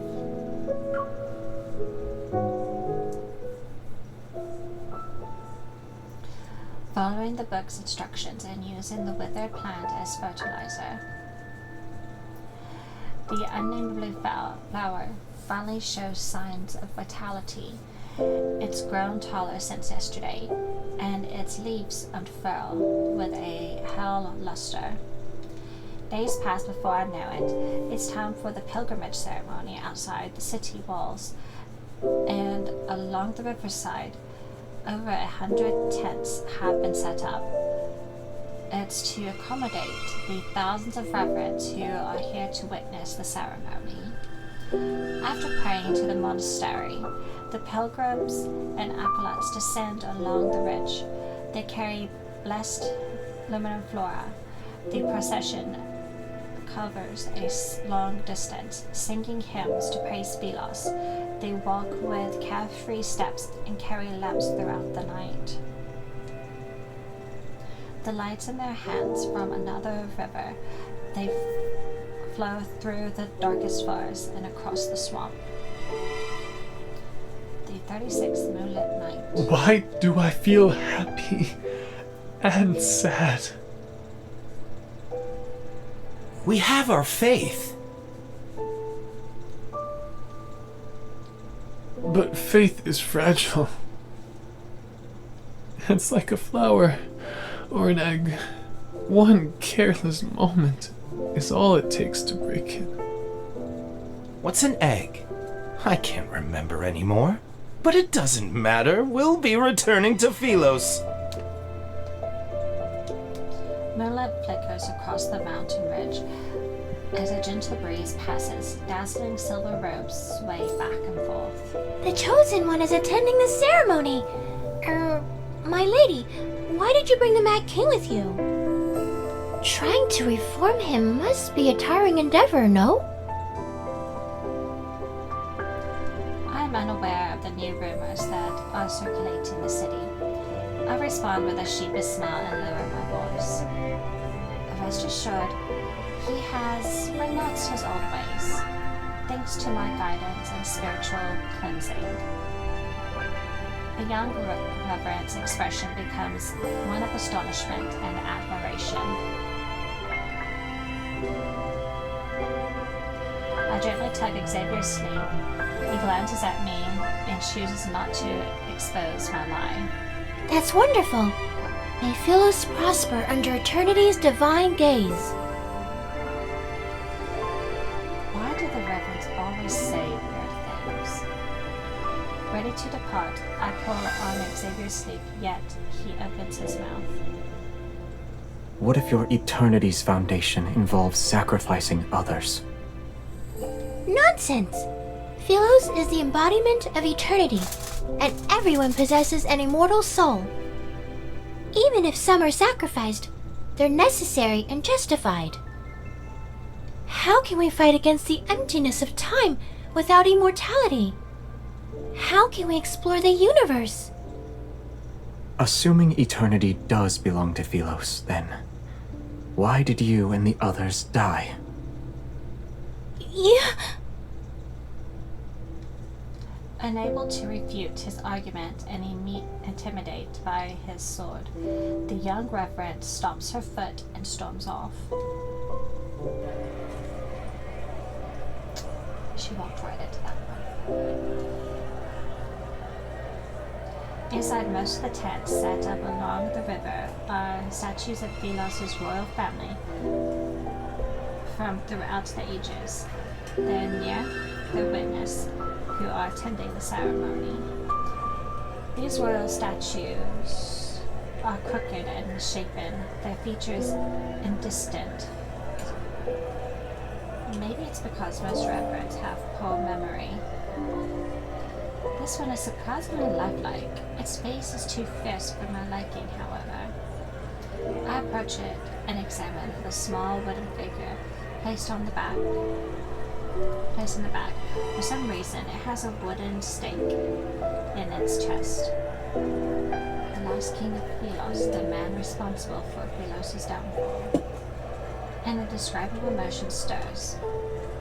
I pull out the wooden stake and place the figure in the brightest, most prominent position at the center of the statue's base. I walk a bit further, and more reverends offer me flowers. Despite my attempt to refuse them, I eventually accept each one. Can you even carry all of these flowers? He furrows his brow and still takes the heavy bundle from me. One reverends gather by the riverside. Their singing is so loud that they almost drown out other sounds. Worried we might get separated, he frees one to hold mine as we slowly make our way through the crowd. The last king of Philos and the man responsible for Philos' downfall. The beloved king who was eventually despised by all. That's you, yes? We spent so much time together, his identity is no longer a secret to me. I'm more curious about the Queen's story. I want to know what she said. There must be a reason for for everyone is reluctant to speak about her fate. What do you think happened to her? He looks at me. Stories about salvation and sacrifice follow the same pattern. Some perish, others were saved. Some continue living, and others are forgotten. I suppose she didn't accomplish anything. That's why she was forgotten. Pilgrims pass us as they happily sing hymns about their yearning for light. Xavier watches the group heading towards the riverside. He suddenly speaks to me. In the beginning, her statues decorated every street. Some were dissatisfied with her conduct, but most adored her. They believed she would be the chosen one who'd lead Philos to its rebirth. She was the key Philos needed to obtain true eternity. And then? Are you asking what happened? She disappeared. No one knew where she went. For 100 years, the people thought she abandoned them. For the 100 years after that, the people slowly forgot about her. Another 100 years passed. Her portraits were burned, and her statues were destroyed. They became the stones that paved the royal capital's plaza. After the king ascended the throne, normalcy returned. Yet nothing could change this planet's fate.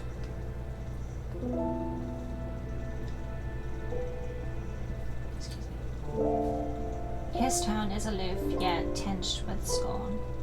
Her sacrifice was nothing more than an insignificant grain in the sands of time. You're suggesting I shouldn't let my compassion push me into becoming the chosen one. I don't want to be the kind of person, though. I don't plan on saving anyone either. What? Do you think I'm being selfish? They're already dead.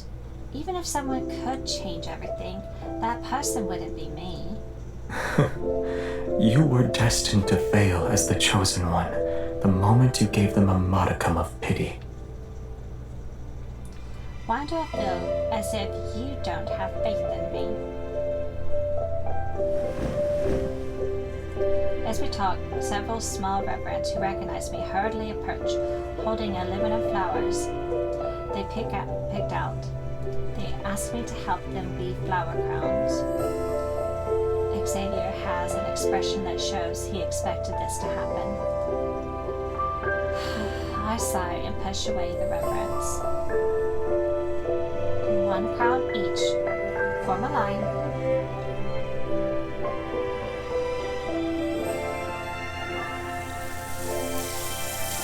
When I look up again, Xavier's already walking away from the lights and chatter. The night wind rustles through the grass as his figure quickly vanishes into the darkness.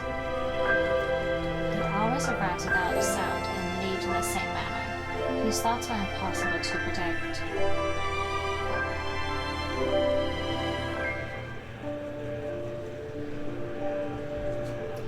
The very man and young king stand by the riverside. They stare at the lights and the sinking reverence that the night fog has almost consumed. You keep her close. Are you afraid she'll recognize you? Or are you afraid she won't?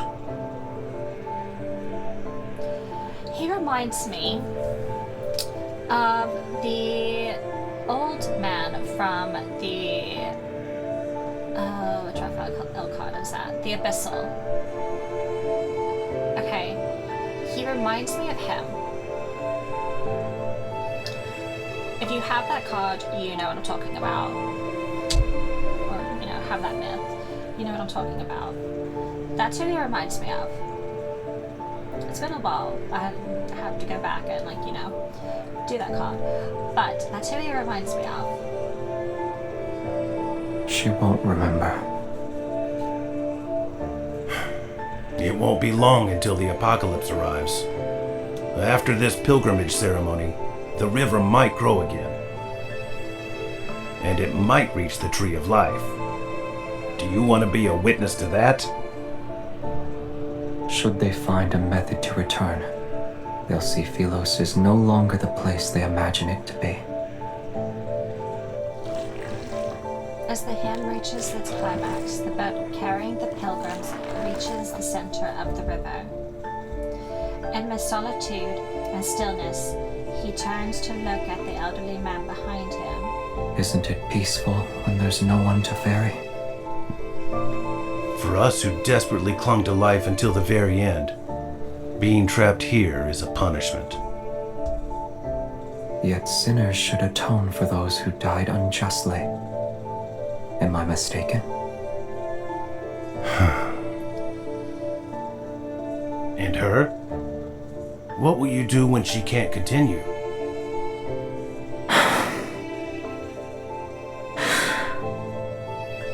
At long last, there is something beyond your expectations. When the time comes, I'll have already made my preparations. Seeing that he doesn't want to discuss it any further, the ferryman sighs and says nothing. Don't you owe me 6 fares now, boy? Your memory is getting worse. It's 7. Centuries have passed, yet I've never seen anyone pay your fare except for her. Where to? I won't ask for a coin this time.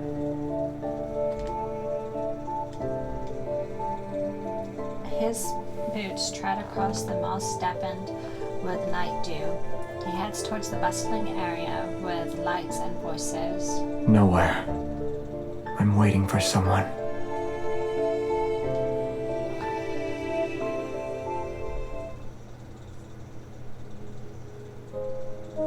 The Reverend says his grand ceremony is based on ritual conduct in the past. It shows the royal family bid farewell to the knights before they were sent to battle. I wonder if anyone gave Xavier flowers when he departed as a knight. I rub my sore wrist as I finish weaving the last flower crown. It's for him. He was scary. When he passed by my tent and saw me making wooden carvings, he threatened me into making one for him. My ears perk up when he's mentioned. I walk towards the tent surrounded by the reverends. What did he ask you to carve? A small wooden figurine of the Chosen One. It's you, my lady. Huh? He only gave me a gemstone from one of his buttons. Was he trying to flaunt his wealth? Unbelievable. He's only pretending to obey you.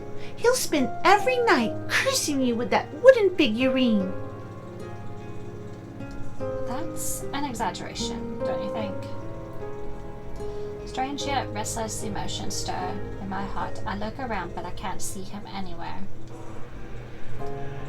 Songs drift from the rustling forest in the distance as the moon rises to its apex. The pilgrimage ceremony reaches its climax.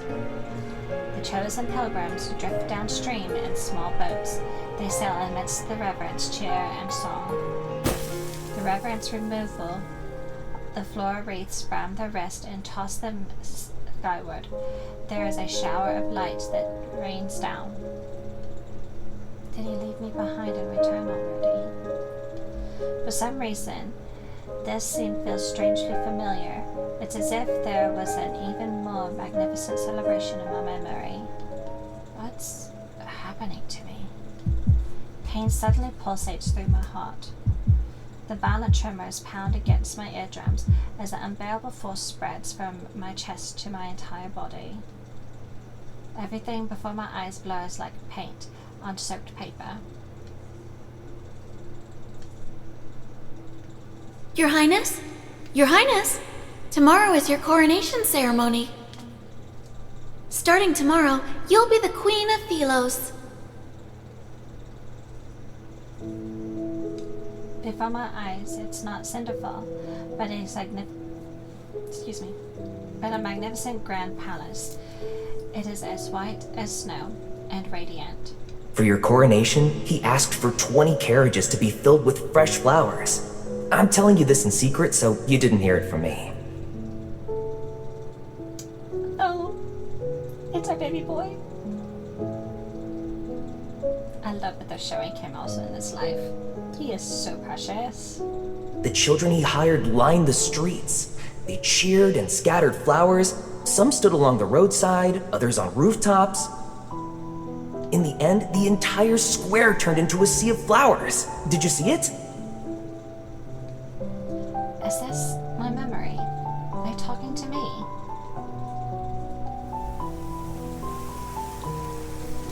The wild wind sweep through the air and toss aside the already weightless bodies of the reverends. They tightly hold their hoods as they gather around me. It's the chosen one! My lady! Excited acceptance gaze approach me. I try to step back, but these individuals move closer. What did you just call me? The chosen one! You shall save my lady! Voices assault me from all directions as countless hands grab my dress, their expression revealing an urgent zealotry. Do you remember what Philos was like? You met the pilgrims in Philos. Did they find happiness? I heard that... What are they talking about? Help me! Oh, great Xavier! Help me! What's Philos? Pilgrims? Who am I? Why can't I remember anything? My memories have been burned to crisp. My mind is blank slate, and I feel a strangeness unlike anything I've ever known. Philos is about to meet its end. We beseech you, your majesty. As the ruler of Philos, you must ensure this planet survives. The ether core within your heart can save Philos from destruction.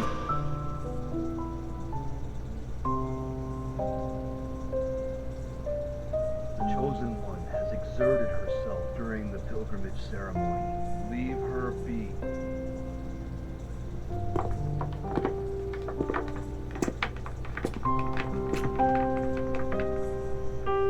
I don't understand why he's smiling. Barry, I step back. Take her away. After he turns and walks elsewhere, a young acolyte immediately runs towards me. My lady, please return to the monastery with me. Wait! Please don't wander off!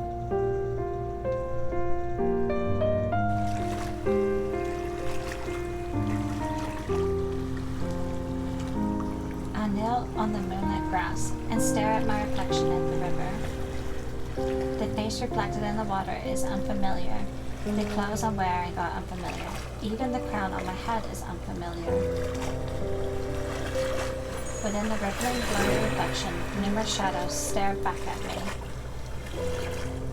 Come, become one of us. Shadowy hands reach up from the water and pull and tug at my clothes. Become nourishment, just like us. My thoughts, too, feel as though they're being pulled by countless decaying hands. I'm slowly sinking into a whirlpool. Why are you here by yourself?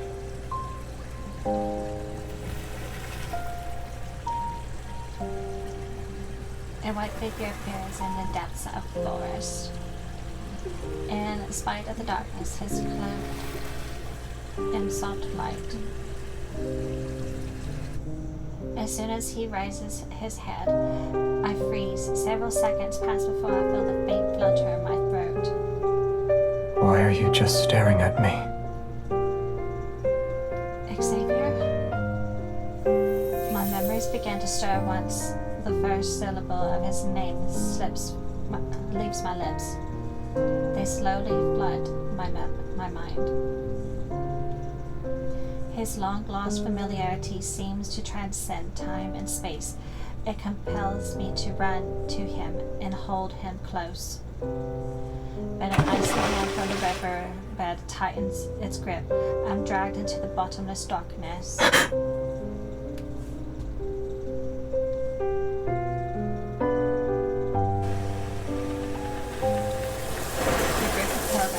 Disperse. All in the lemon floor lies scattered on the ground. Your Excellency, will we be able to return? Worry not. The day when we are welcomed into the light shall arrive.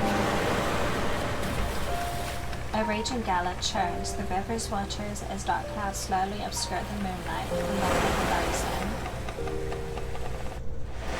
In the fog, the boat carrying reverence is swept into the whirlpool. The vessel and its passengers are swallowed. They will never resurface.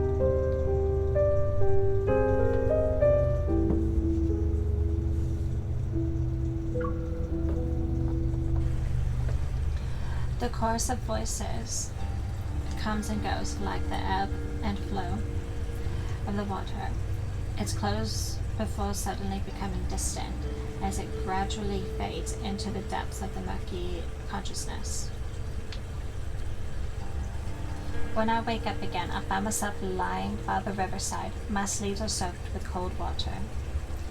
Was I unable to remember anything before? As an outsider, my memories slowly fade away, just like the reverence. Wait, Xavier. I freeze before I sit up and look around frantically.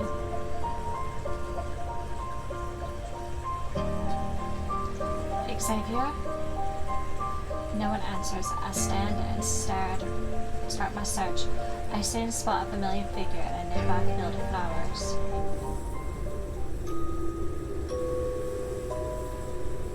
Xavier! I steady my breathing and stand in front of him. It seems as though he hasn't noticed me. Seemingly in a deep slumber, he lies quietly amongst the flowers. Then wisps of black mist are wrapped around his body. It's as if the resentment of countless revenants is corroding him.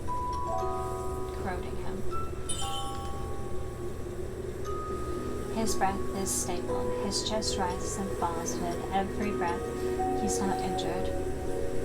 Is he actually sleeping? A weight is lifted off my chest. I crouch down beside him and poke the back of his hand. No response. He's always been a light sleeper. He'd sense my presence as soon as I took a step in his direction before. But he seems to have fallen into a defenseless slumber this time. I can't help but lean toward him, to the point where I only need to look down to see his soft, long eyelashes. You're always stern when you wake up, but I admit you look cute when you're sleeping. The person you like, the one you want to give flowers to, wouldn't she want to see you smile? I touch the corner of his mouth, imagine what he might look like with a grin. Without realizing it, I start smiling. Did you say my name, or was I imagining it? Xavier, who exactly are you?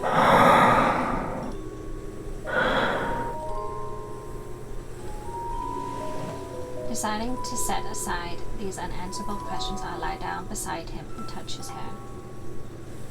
These strands are intertwined around my fingers, and I begin tying knots one by one for him. Next time you give me a cold look, I'll just think of how you're letting me mess with you right now. As if hearing my words, his brow furrows slightly. Keep sleeping if you're tired. He suddenly opens his eyes. I loosen my grip, and the half-braided strands of hair escape from my hand. You. Our gaze meet in the darkness. He doesn't speak, instead opting to stare at me for a long, long time. It lasts for so long that questions appear in my mind. Is he trying to confirm something, or is he waiting for something? You're here. I had an incredibly long dream. I followed my teacher into battle, and then I journeyed through the starry sea. When I returned, you were gone. His voice is soft and hoarse. It still carries traces of that dreamlike days. So much happened during those 300 years in your absence. I don't even know where to begin.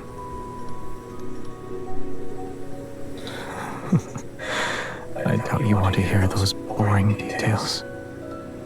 I love his voice. Do you remember our little planet? I told you about it before. The wavy leaf sea lavenders grow better there. I brought back some seeds and hoped I could grow them for you. So the name of that flower is wavy leaf sea lavender. My hand trembles and I feel a sharp pain. The brooch on his chest has pricked my fingertip. Back then, it was just like this. I thought my intentions were clear. Why didn't you understand them? I'm going to cry.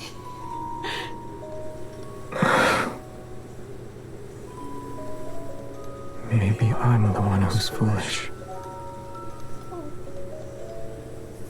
I should have been more direct from the beginning. He gently holds my finger and carefully wipes away the drop of blood. When we last saw each other, you said you had feelings for someone. It doesn't matter to me yet. Why wasn't that person by your side when you were in danger?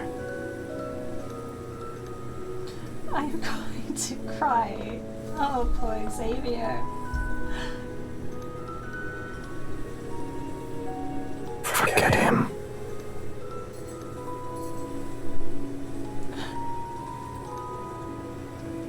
His pristine gaze stays on me for a long time. I can only nod in response. I don't like him anymore. But I like you. Is that alright? Those words hang in the air. Everything suddenly falls silent. Even the wind stops blowing. The night is still, and the flower-filled is silent. Only the distant waters of the river laps against the shore. Neither of us move. I'm trying to think of words that could break this tension. Then he shifts closer to me. His cold fingertips press against my jawline, and our breaths intertwine. I attempt to create some distance between us. What's wrong? Am I not allowed to kiss you here? He slowly lowers his head, his expression indescribable. All I can feel is his cool breath against my eyelashes. Of course. Why would you want to see me like this? I'll take you anyway. Okay, baby, I'll take you anyway. The hand at my nape suddenly tightens its grip and he lowers his head again. Instead of retreating, he stubbornly kisses me. It feels like I'm trapped in a thick, vicious dream. I'm unable to wake up and unwilling to try. The warmth and pressure from his hand seeps into my skin. They carry an affection that borders on obsession. This is my dream. I'm free to do as I please. You're a figment of my imagination, aren't you?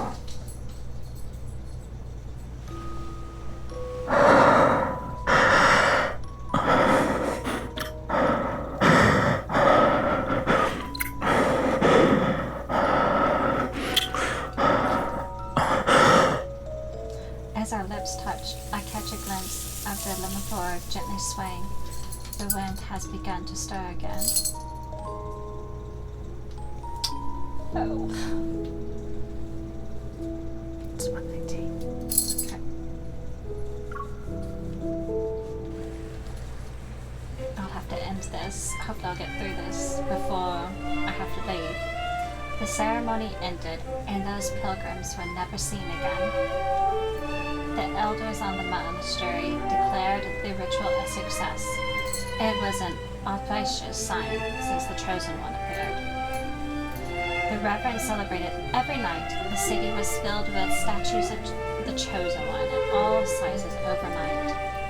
There was also the tree bark touched by the Chosen One, the title the Chosen One stepped on.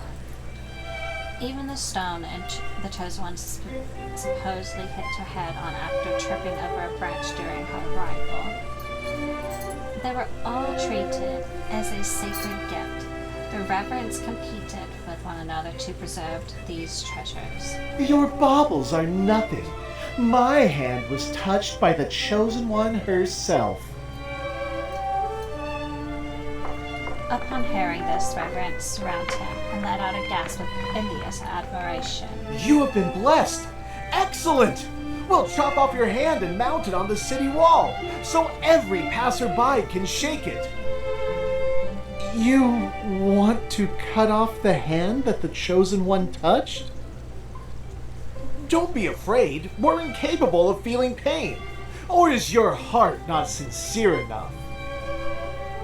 I shall accept any sacrifice if it means I can be a pilgrim.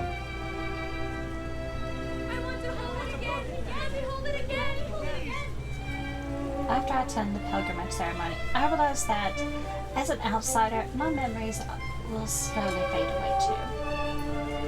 If I can't return to Philos, I'll eventually be just like those reverends.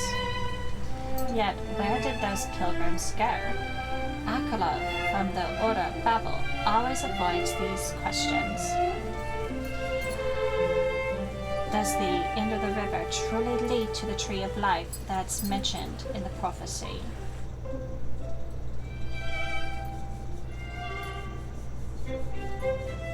Your solution is to follow in their footsteps.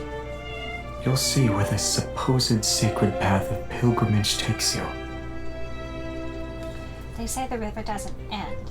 If that's the case, then what happened to those pilgrims? They didn't die, but they didn't live either. No one has seen them since. The river silently flows as our ferry guides across the mirror back like black water. A thin mist surrounds us. Come to think of it, if we're measuring how close someone is to the Chosen One, you should have been chosen for the ceremony. I'm honored. Great meals cooked by the Chosen One, held the Chosen One's hand, and even embraced the Chosen One. And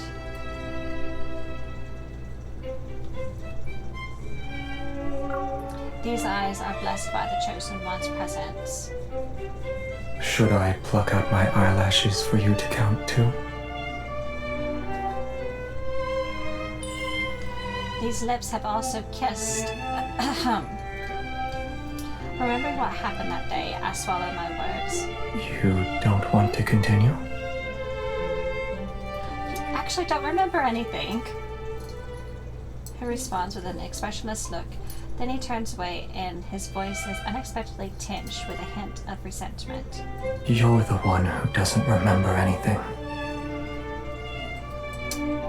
Oh, I see how it is. Not wanting to argue, I focus on what's more pressing at the moment. I need to figure out what happened to those reverends. If anything that crosses the waters of the cinders sinks, perhaps the path they sought is there.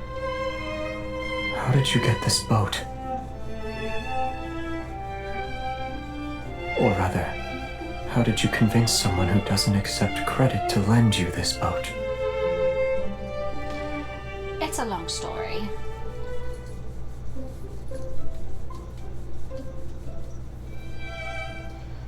After boarding the ferry numerous times, I gradually became an acquaintance with the ferryman of the cinders. Occasionally, when he wanted to rest uninterrupted, I would volunteer to take over. He didn't agree to it at first, and always refused with a cold expression, but this time, but as time passed, he eventually let me handle it. When I encountered reverends who wanted to cross the river despite lacking coin, I didn't turn them away. I asked them to tell me stories as a form of payment. When he discovered this, he always turned a blind eye. As for his background, in a way he services as a ferryman for this river. I've asked him out of curiosity before, but he always refuses to talk about it.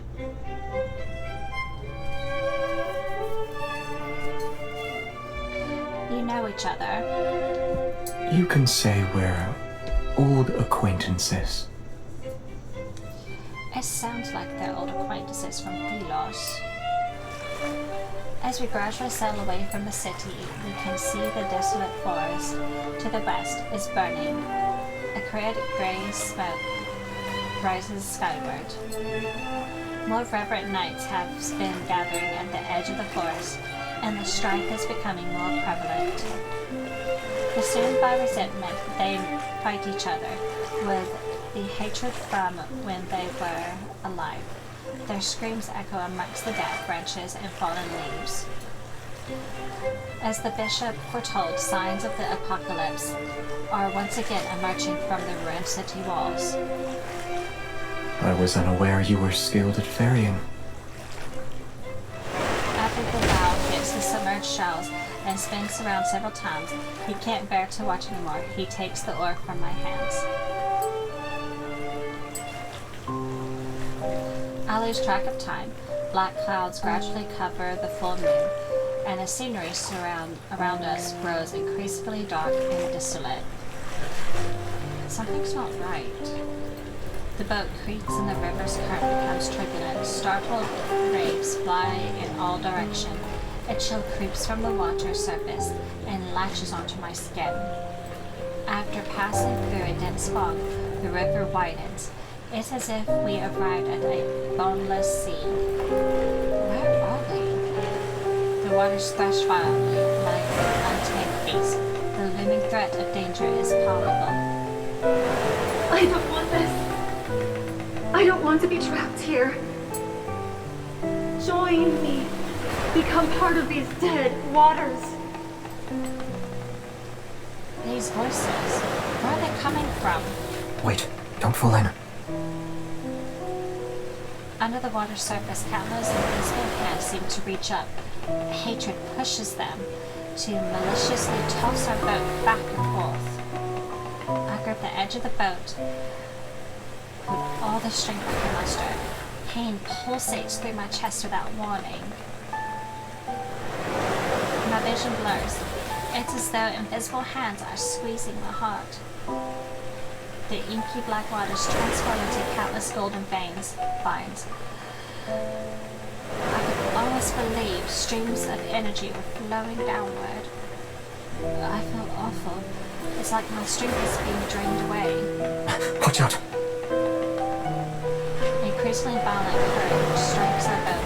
The river's surface discards its serenity and transforms into a massive whirlpool. At that moment, I'm like a seed. I'm plunged into the darkness unknown to all. When I open my eyes again, I find myself curled up in a warm embrace. Our collapsed wooden boat somehow guided smoothly along the river flood. Mist reminiscent of Val accompanies us. I can hear the rapids and foam washing over sharp reefs, but I can't see the dangerous shallows. On the other side of the river, Cinderspell Shore fades from view, and despite being underwater, I can feel the moist air. The current gradually claims our boat, continues to move along the dark underwater passage for a time before finally hitting a shallow bank.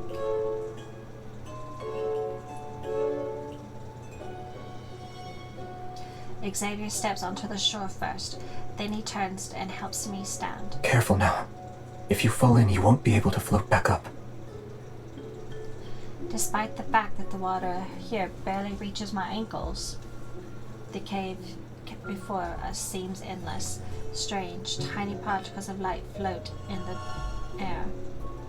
Warm and bright, they feel oddly familiar. I can almost believe this energy was once part of me. A profound realization washes over me. Perhaps this is the sacred path of the pilgrimage, the road that returns to Philos.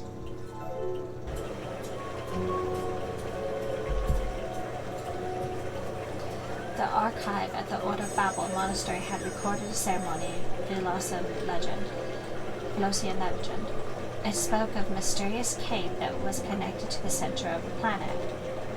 Could this be the cave that connects Philos and Cindersville? You have quite the imagination.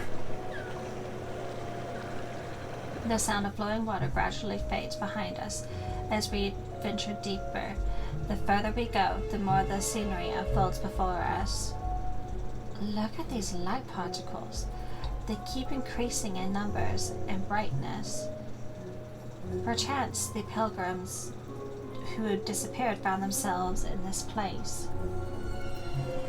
As the words leave my lips, an enormous, monstrous skeleton appears. Bodies lie on the shore. They still frozen in the position they were in for their final moments. These monsters. They're wanderers. These creatures once roamed Philos before it was destroyed. A gleaming blade flashes and the bones' white remains dissolve into energy particles before dissipating. They were devoured by those monsters before they could escape. You know something, yet you're unwilling to share it. He remains silent before turning away. His cloak blows out behind him. If we could actually return to Philos, what will you do? Aside from finding your name. I haven't thought about it yet. Is there anything you'd like me to do for you? Should I meet you with someone on your behalf? No.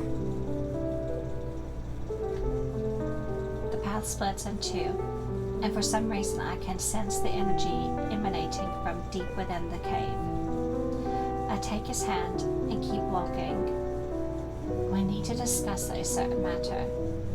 When I return to Philos and rebuild it, I promise to fairly evaluate your merits and shortcomings. I'll start with revising the historical text. The historians abandoned their duty and wrote pure fantasies. And then?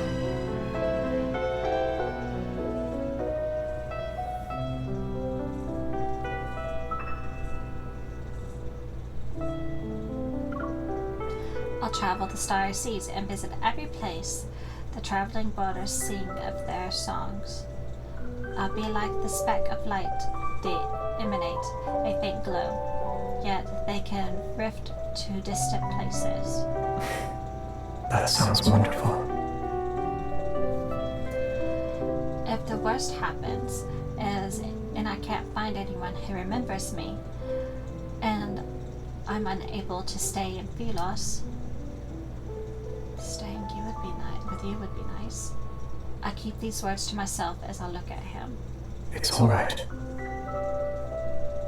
The starry cosmos has many places you could visit. Take, for example, a beautiful little planet.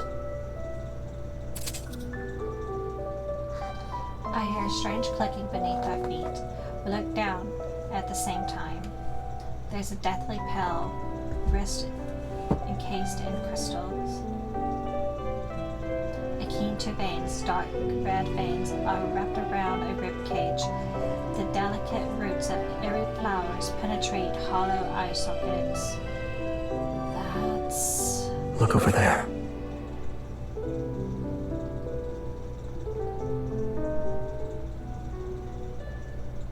In the distance, a twisted tree looms.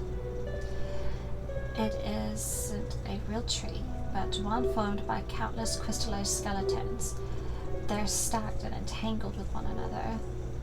Their twisted forms are similar, for they stepped on those beneath them in a futile attempt to reach for something on high. The vein ensnares crystallized chambers together. They form a thick trunk-like structure that's deeply embedded in the planet.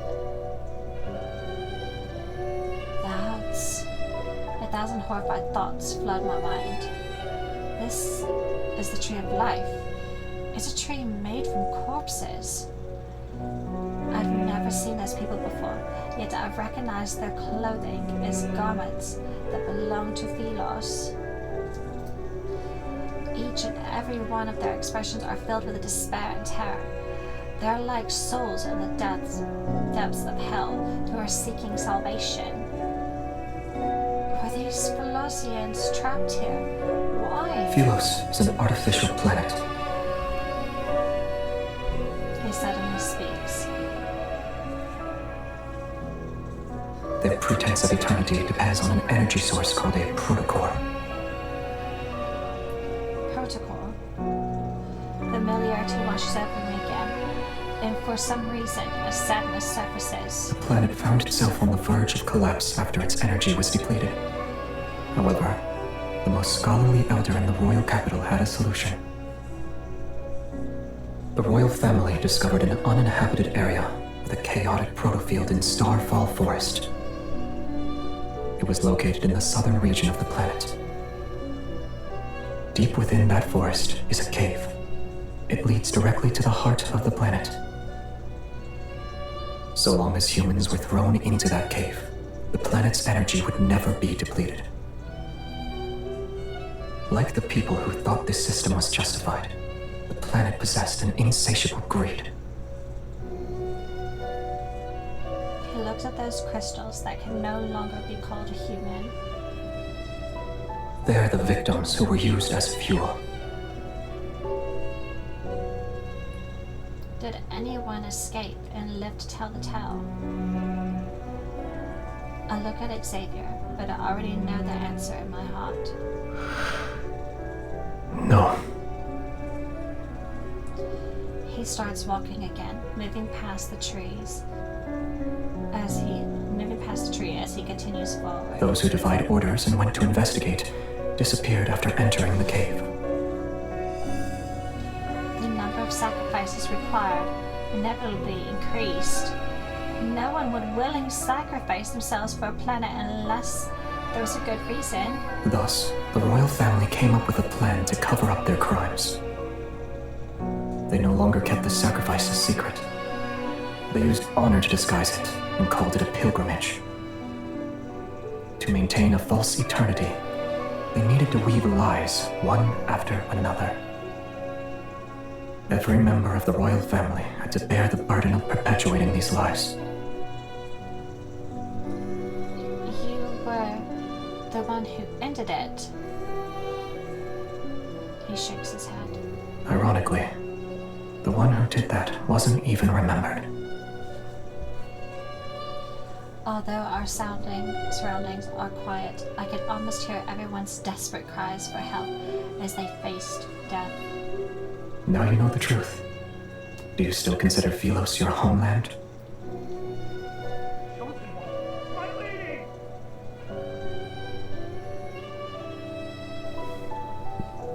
My footsteps falter. I look down, and I'm greeted by eyes filled with absolute terror. That outfit. He's a pilgrim. From that day. Tiny crystals, seemingly alive, spread from the youth's palm. The pilgrimage is a lie. It will never lead us to Philos. Or a source of nourishment for the cinders. The waters, they grow without end. Only then will it reveal the true path. You are the last one it needs, my lady. You can lead us back to Philos, yes, my lady? He kneels before us and presses his forehead to the ground. Why won't you save us? You traitor! Watch out!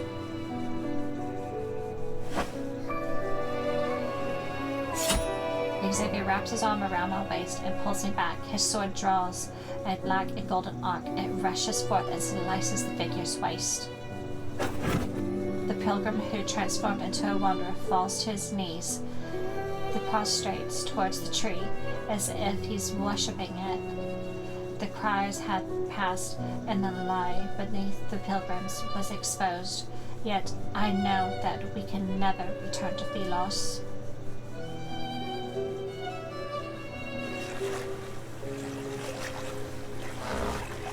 At return, we seemingly have an unspoken agreement to not discuss that path of the pilgrim.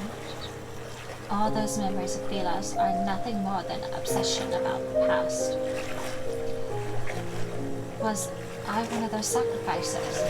And if I was necessary, then no one remembered me. Yet, after learning all of this, I surprisingly found myself at ease. Have you thought about your plans for the future? Assuming you can't return to Philos. I'll stay here for now. Tomorrow's problems can wait until tomorrow. At least I'm free at the moment. The small boat sways gently on the river's surface. For some reason, tonight's moonlight seems especially bright. Here. He grabs my wrist and places a small object in my hand. Is this a gift? Yes. It's a special protocol. A trinket from Philos. It may be a fragment, but you'll find a use for it. Are you sure it's not a small stone or pebble? Oh, you're trying to make me feel better. You can see it like that if you like. Alright. This shiny pebble is mine now. Although I want his flowers more. This is the first gift he's given me. I've decided to accept the rock after mulling it over. I lie down on the bottom of the boat and recall a similar tranquility had accompanied us for our first boat ride. Back then, I accidentally touched his reflection and saw his past. I tried again at a later date, but I failed. An impulse to try again takes hold of me. Those moonrises, light pierces the slender tree trunks and illuminate his reflection on the water surface. When he isn't looking, I touch his reflection on the river.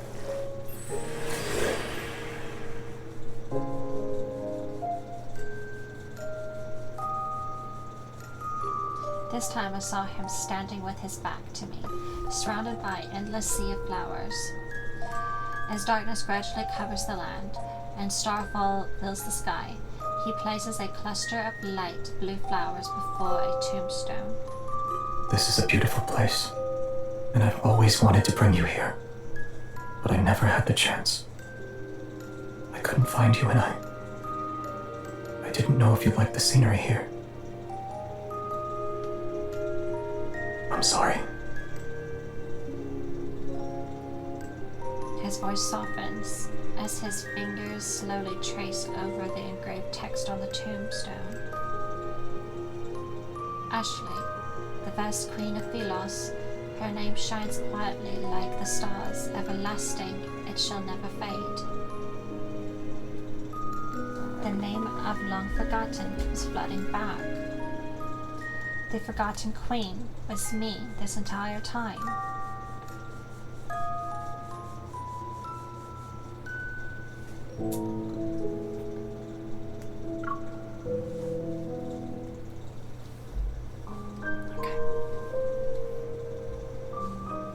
I've seemingly grasped a crucial thread as forgotten memories began to surface. Xavier, the king who succeeded me after I disappeared. The truth is right before my eyes. This place isn't so different from Philos, or rather, places where humans exist are very similar to one another. But I've been in the heart of the planet for years. Then what did Xavier experience? Why is he even here?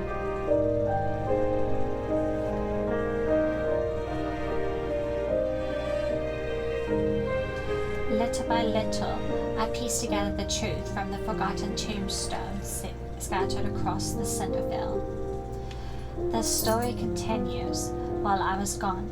My knight traversed the starry sea. My knight put on the dust-covered crown. My knight became their king. It's the most magnificent coronation ceremony in the history of Velos.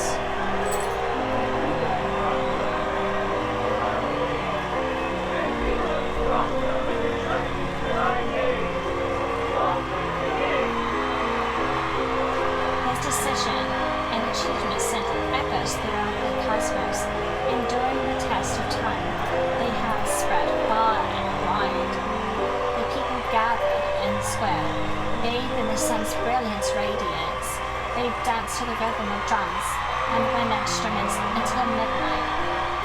Only when the radiant moon hung high, its light making the city walls the color of bones, did he finally leave the courtyard.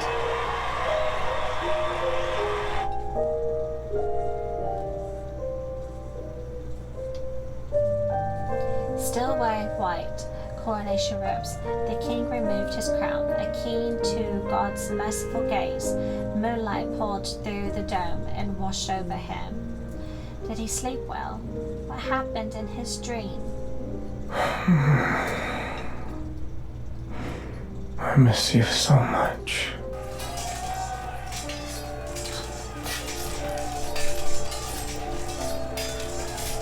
After that, my knight picked up his sword. Monsters and rebels fell one after another to his blade. A new world order was established. Following centuries of war and chaos, Velos was ushered in a dreamy golden age. They adored and praised him. The blade spoke of his wisdom and brilliance. All knights swore their loyalty to him. He was given a title, Sentinel of the Stars. Yet in the end, they stormed the castle and held swords to his throat. Knowledge was lost, the world order crumbled, and war raged endlessly. He sat on his throne as a prisoner, alone. He bore the weight of his crown. This was the downfall of Velos and the story of his life.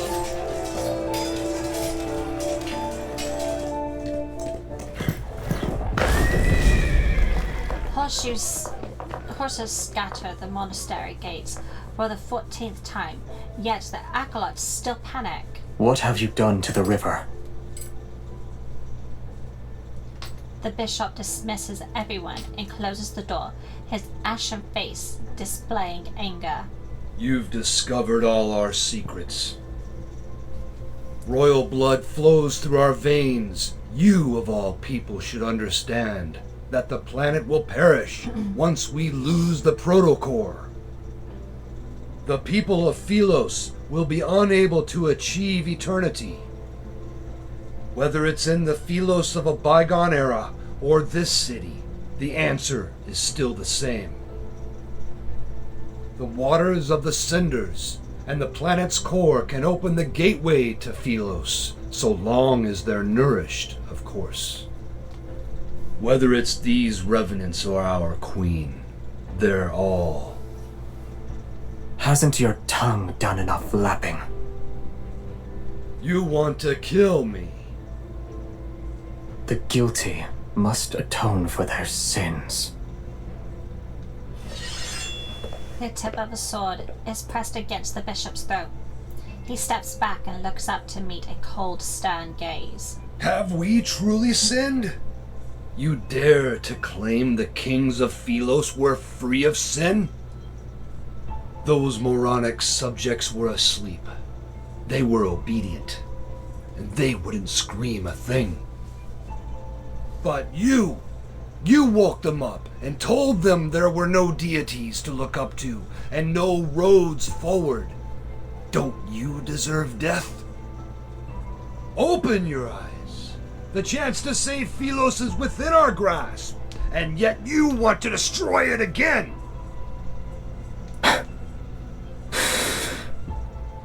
The planet can die, but it all return to naught.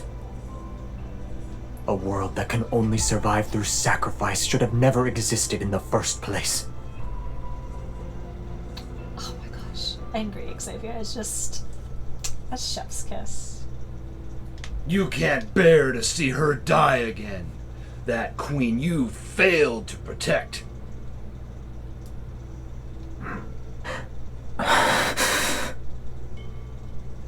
Her heart nourishes those poor revenants in the river, and it's our most precious sacrifice to the heart of the planet.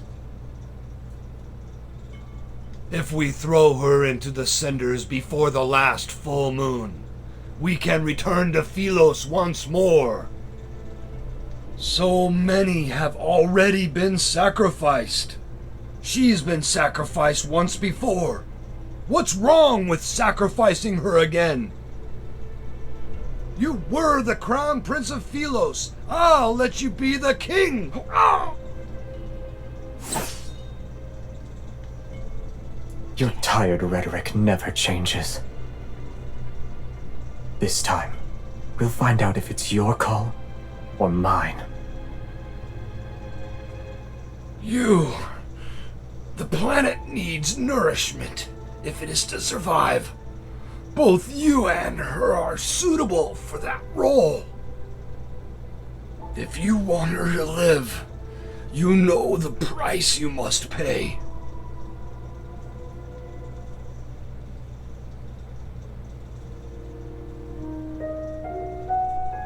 Moonlight bathes the forest as a silver-grey hue.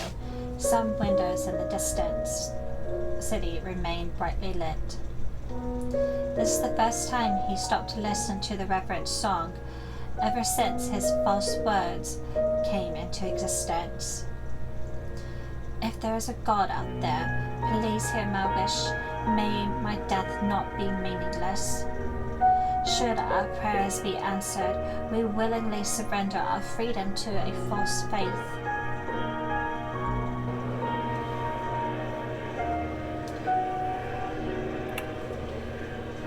Night falls, and the reverence hymns tremble with the rustling leaves. Moonlight appears dimmer compared to before. In the garden, that single wave-leaf sea lavender remains exposed under the moon. A lot of time has passed, yet the flower still hasn't bloomed. Yes. Is it because there's no light?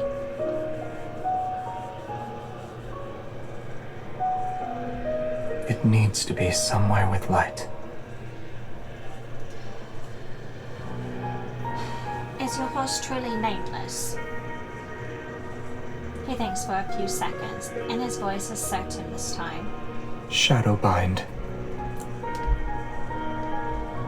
I only thought of it now. With a new name, Shadowbind tosses his head and neighs loudly. I try to stroke his mane. He nuzzles my palm this time. After our first horseback ride, he disappeared because he was tired. Do you want him to take you on another ride along the riverside? I accept his offer, and so we leave the castle with Moonlight as our guide, Shadowbind bringing us down the mountain.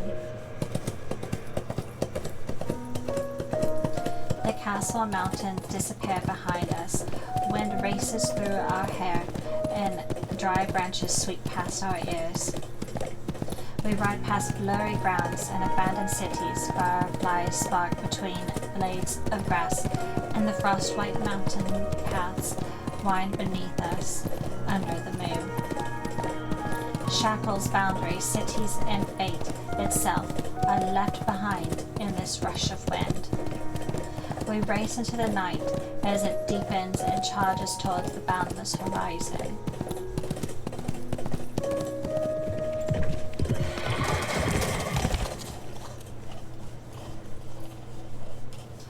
We pull Shadowbind's rein as the moon rises. We sit side by side in a field of flowers near the riverside. I tear blades of grass into pieces and drop them into the water, one by one. Some sink and others are blown away by the wind. Then he notices I've entangled the ends of his hair around a flower's stem. He doesn't get angry, he slowly untangles it instead. A moment later, he plucks a blade of grass and tickles my cheek with it, as if to punish me.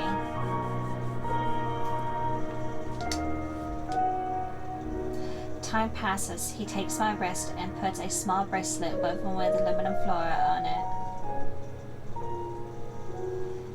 It's tight. Are you afraid I'll get lost? Yes. The mountain wind is cold. The streams, water, and moonlight spread out to create a silver-gray glow that rests on his shoulders.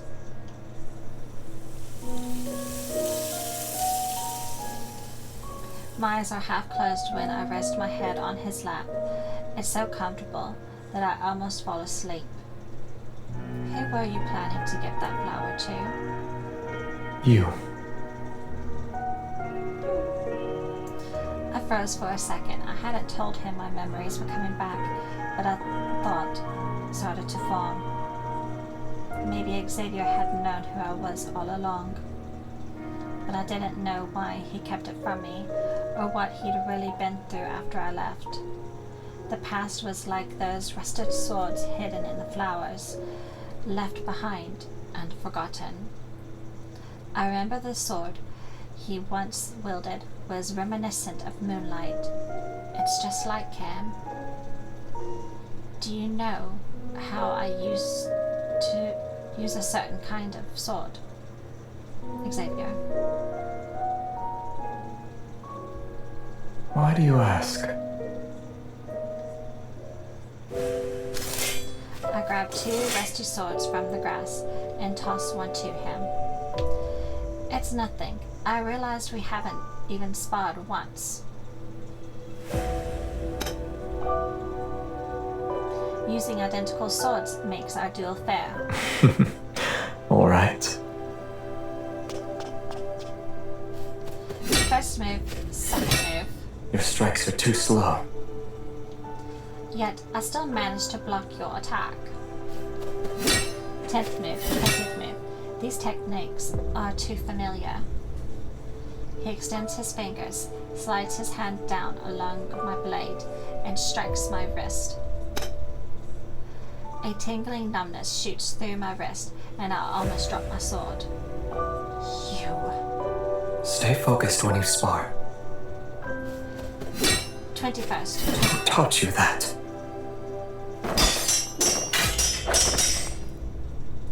He's distracted. His sword spins through the air after being knocked away. I press the advantage and rush forward. I ram my shoulder into him. Grass scatters and fireflies swirl into chaotic spirals of light as he stumbles. Unexpectedly, he falls onto a flower bed.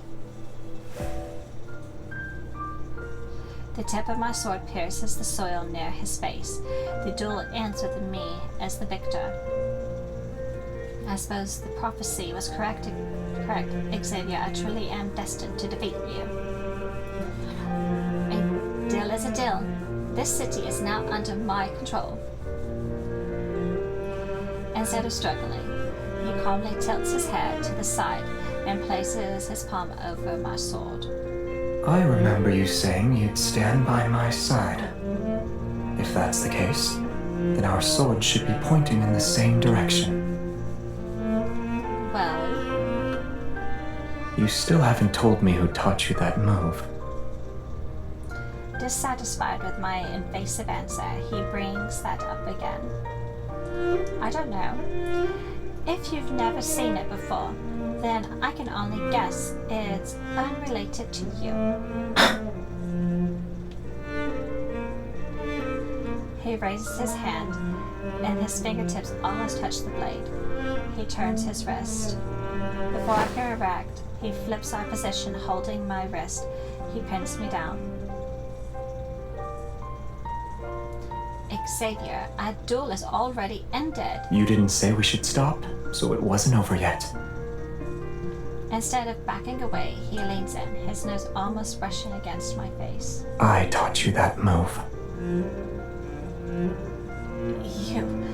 You said our swords should be pointed in the same direction.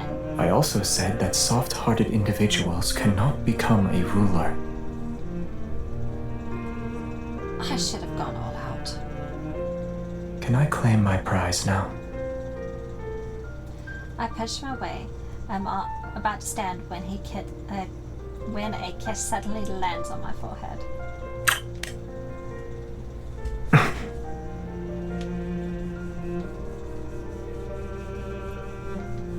You'll hit me if I do that? I'll do it more often then. I won't fight back. He's so cute. On the way back, he carried me on his back in silence, his figure seeming to hold up the entire night around us.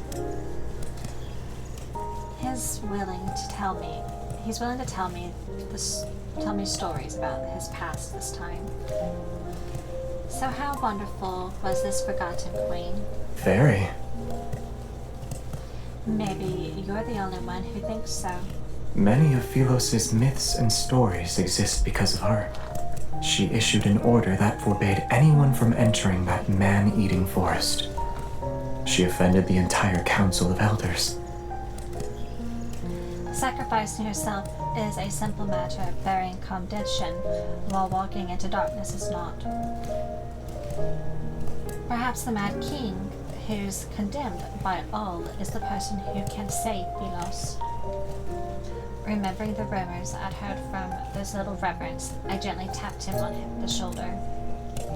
A book said he refused every marriage proposal sent his way. Is that true? What do you think? Holding back a smile, I run my fingers through his hair. I mess it up before slowly combing my fingers through it to make it neat again. If this tree of life doesn't exist, will all of us be unable to return? I catch a glimpse of fleeting sadness in his eyes this time. If everything must fade away, then I wish I could stay in this moment forever.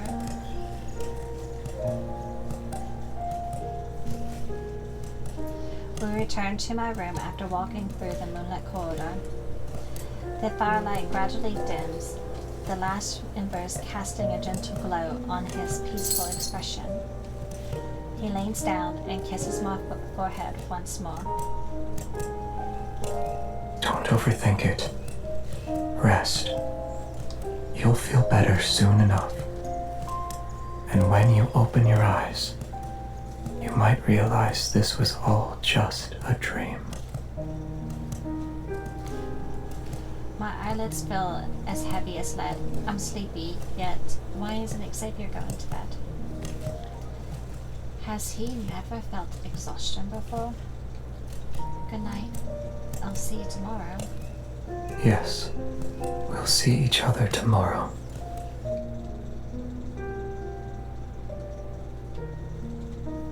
I recognized you the moment I saw you. When you return to Philos and see I'm not there, will you be angry that I deceived you again?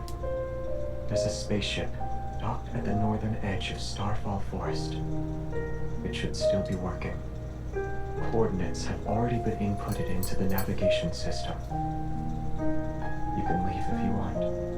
It'll take you to that beautiful little planet.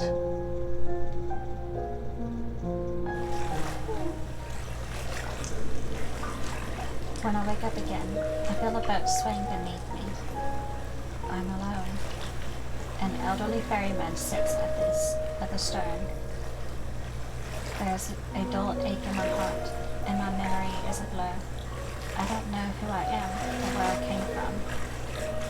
I look around the river cave, rocky shores. Everything is unfamiliar to me. Where am I? Who are you?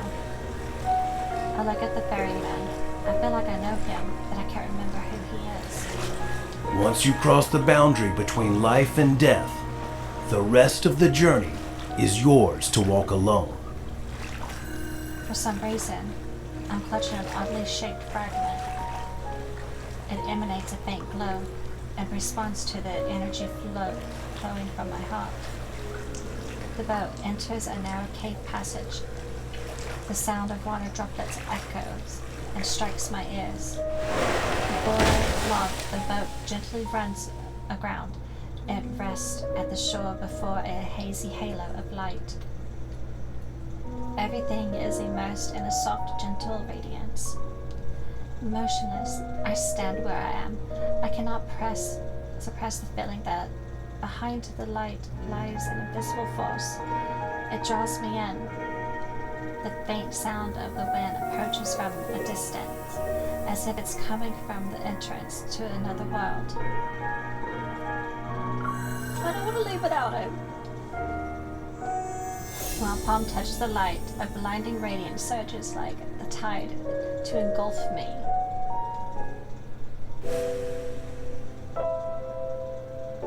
When I open my eyes again, I find myself in an unknown place. There is no sky above, no earth underground me. The world floats in a sea of consciousness. The air is moist and seemingly knowing with life. I can almost believe I'm positioned in the end of circulatory system that makes its way back around. What is that? Countless fine veins of light extend from the main trunk with rhythmic flow resembling the birthing of a large organism. It's a beautiful, enormous tree. Go a little further ahead, and you can return to where everything began. Who are you? Our fates are similar, and yet they are different. I sensed your presence when you entered the heart of the planet. The heart of the planet? I feel like I know that place very well. You must be feeling very confused right now. Wherever there is light, the shadow must follow, and together they'll coexist. Likewise, Cindersfell is the shadow of Philos. It is also a failed possibility that continues to expand. So Cinderfell is heading towards its destruction too. Why am I here then? Just like how you saved Philos, you possess the power to save the city of Revenants. Old memories wash over me. I sat on the throne and waited for a long, long time, but my knight never returned to me. They told me the only way to save this planet is for me to walk into the heart of the planet. But if I willingly became nourishment for Philos, then why do I still feel pain and loneliness? Was I not prepared to be sacrificed? Was I waiting for someone to find me? But this time, I refuse to repeat the same mistake. I refuse to be Philos' salvation, and I refuse to be everyone's hope. The Chosen One is nothing more than a tool for selfish people who want to keep their immortality. Be it in Philos or the City of Reverence, it's all the same. You are correct. Philos' destruction cannot be prevented. There was once a king. When he was still a knight, he reached the same conclusion. To truly save those trapped in eternity, one must return to the correct divergence point and create new possibilities. The current Cindersfell is but a false branch. It's a tributary destined to run dry. Are you talking about going back in time? When is the correct divergence point? She let out a soft sigh. The two of you chose different methods to save the planet. Neither was right nor wrong. But salvation should never be achieved through sacrifice. The path of backtracking is dangerous. Success is far from guaranteed. I remember him bidding me farewell in the empty palace. His lonely figure walked away from the royal court. In that moment, the two of us, and the planet were inhabited created different tributes of fate. The ether core within you shares the same origin as this planet. Its power is from the depths of the cosmos. The protocore will mend the fractures in this world and allow that eternal city to become a reality. Before its power is depleted, it can grant you one last choice. You can return to the divergence point he created, or remain in this false Philos. Everything is in your hands this time. However, I must warn you, if you choose to return to the past, this world will immediately collapse. Philos' fate might find a new hope, or it will march toward irreversible destruction once more. Even you shall become an unknown variable. Have you decided? I want to go back. The boundless passage of time, eternity, is nothing but stagnation, and existing in such state is meaningless. More importantly, Xavier shouldn't be trapped in that darkness.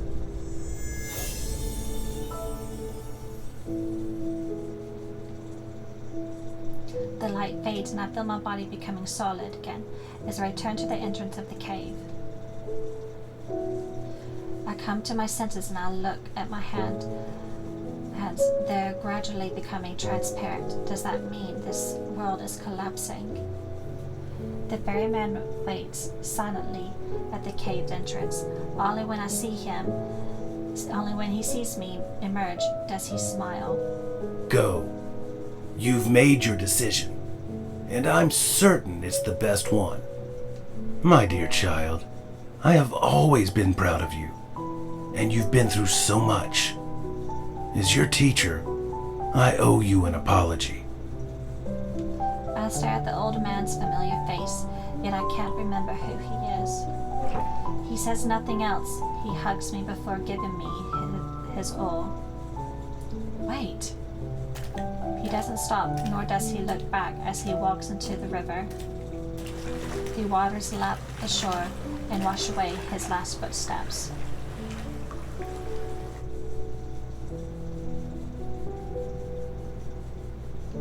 The small boat rocks back and forth as it sails along the inky black river. Acting as my guide, the glowing orb of light that hanging from the bow vanishes once the boat docks. Shadowbite anxiously paces back and forth along the riverside. He calls out to me when he spots me. Are you going to take me to him? Shadowbite stomps his hooves before galloping off with me on his back. We're heading to Cindersville. In these final moments, I must be by his side. No matter what happens, we'll stand together.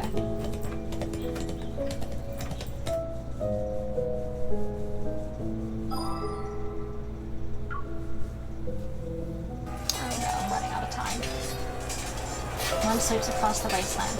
The sky is drenched in blood red with light. In the distance, battle standards lie. The mad revenant knights stagger between mountains of corpses.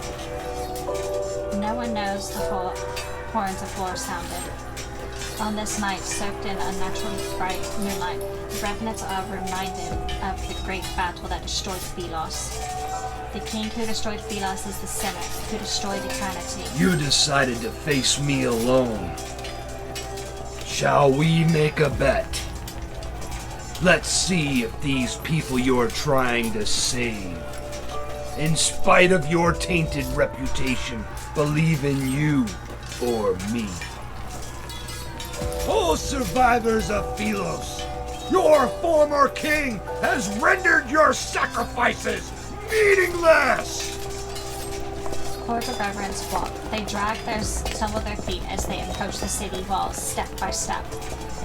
Broken arrows and spears lie scattered on the ground. Meanwhile, he's encircled by thousands of reverence. Countless spears are thrust towards him. Countless blades slash him.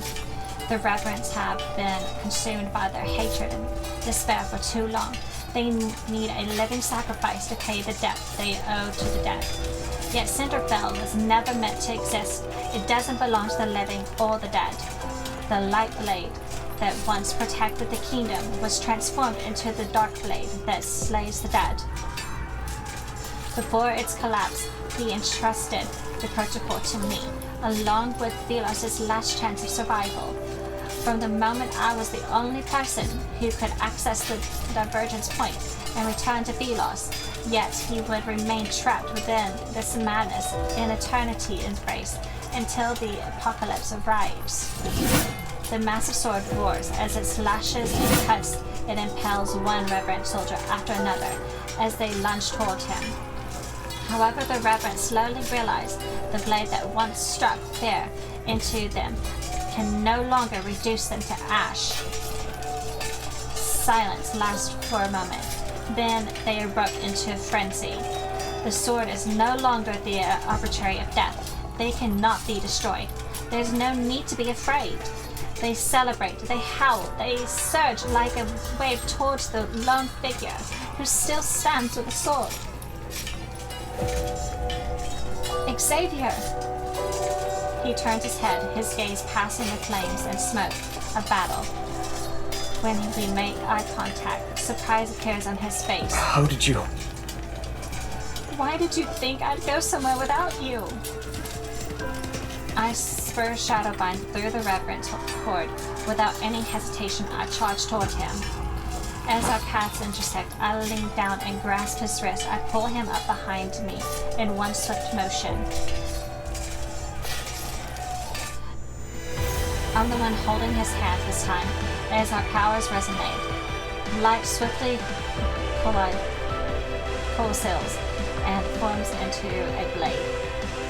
Streams of light wind along the back of the blade, power surges and boils between our palms. Before the reverends can lunge toward us, I grab his hand together. We raise the sword once more. The two swords of the stars were always meant to point in the same direction.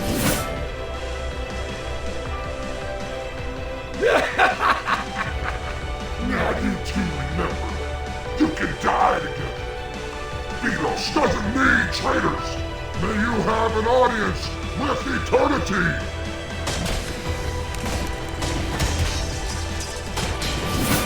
The great sword delivers a mighty slash. The wind howls, and the very fabric of reality shifts. Amidst violent tremors, a rift spills, opens the sky. Countless golden rays rain down and slice the dark clouds like sharpened blades. Velos' apocalypse shall descend at long last. The light! It's the light! It's the sun! We've returned to Velos! Our salvation! The sunlight is akin to a territorial downpour after a long drought. Delirious with joy, the revenants rise their heads and race towards a small hill formed by piles of armor. Their desperation to be the first ones to touch the light. Yet, it's so dazzling and brilliant that it's impossible to look at. The reverends are forced to close their eyes. The black armor covering their bodies starts to crack. It happens once, but then there's another crack, and a third crack appears. Crystals rapidly spread across the skin. It's touched by light. They reach their shoulders, chest, and arms. It burns! Monster! I've become a monster! No! This is a wanderer! Is this the price they have to pay? Their faith that forged from lies, a pilgrimage built upon flesh and blood. All of it leads to an even more absurd death. The overwhelming flood of light knocks them down and breaks them. In the distance, atop a pile of armor, a lone figure remains. He sways as if he's about to fall, yet he struggles to stay upright. The eternity of Velos! It cannot! It cannot! That body, which channeled the power of countless revenants, is like an arrow at the end of the light. However, it stubbornly maintains a massive spectacle for In this, his despair, he turned only to see a light blade tear through the heavens. It rushes towards him with overwhelming force. Light blades devour heaven and earth. Time seems to freeze in this moment. Then there is silence. Shadowbind, who's beneath me, vanishes as I'm about to fall onto the sharp spears. Slowly, a hand grabs me. Xavier. The radiance of the sun and the moon emanate from his body, yet the heavy blade in his hand can no longer be lifted. The world falls into silence, only he and I remain. He kneels beside me. He silently looks at me. He opens his mouth as if he's trying to speak, but he can't until utter a single word. I realize it's the first time he said my name since I arrived in this world. It's been a long time. He wipes away the tears from the corner of my eyes, yet more replace them at the quickening rate. I don't understand how he can laugh while saying these words. The most important person in my life left me for a faraway place. I thought he would never return. The days we spent apart grew longer than the days we stood side by side. Was this your choice? I shake my head, then I nod. He doesn't actually know my decision. Good. The choice you made must be the best one. Lemon flower petals mingle from the ashes and float into the sky. Dried by twilight, our story is coming to an end.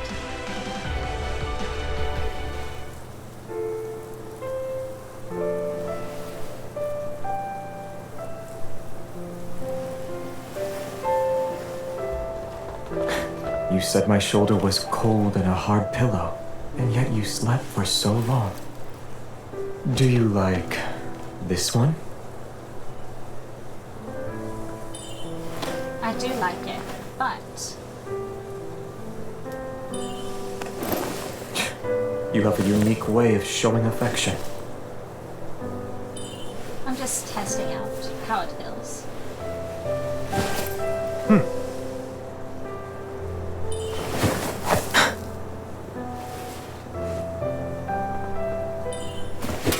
Nimble and light when you hold it. It's perfect for your skill level. It managed to strike the crown, has good durability, and is good as a sword. The sword of old mate, then the storm passage and the world filled.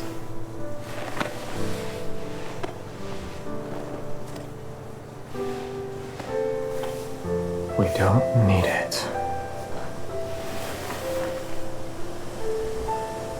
Looks like you've been enchanted. You miss it already? Of course not.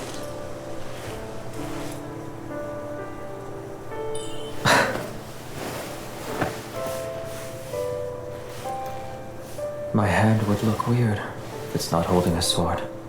But now, you gave me the best answer.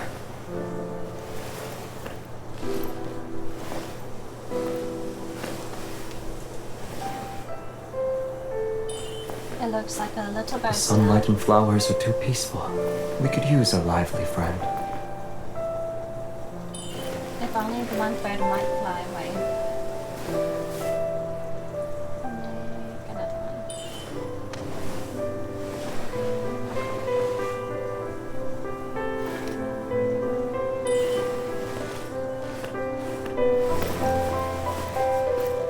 There's two.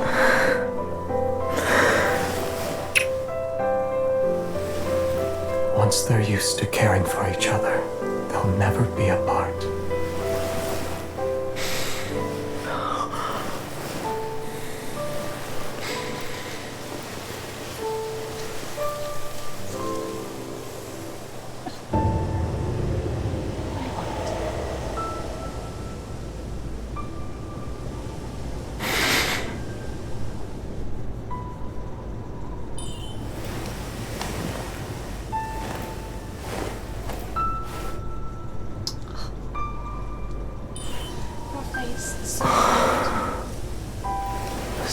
coming out.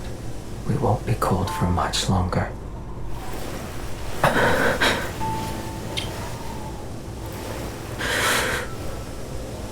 We'll always be together.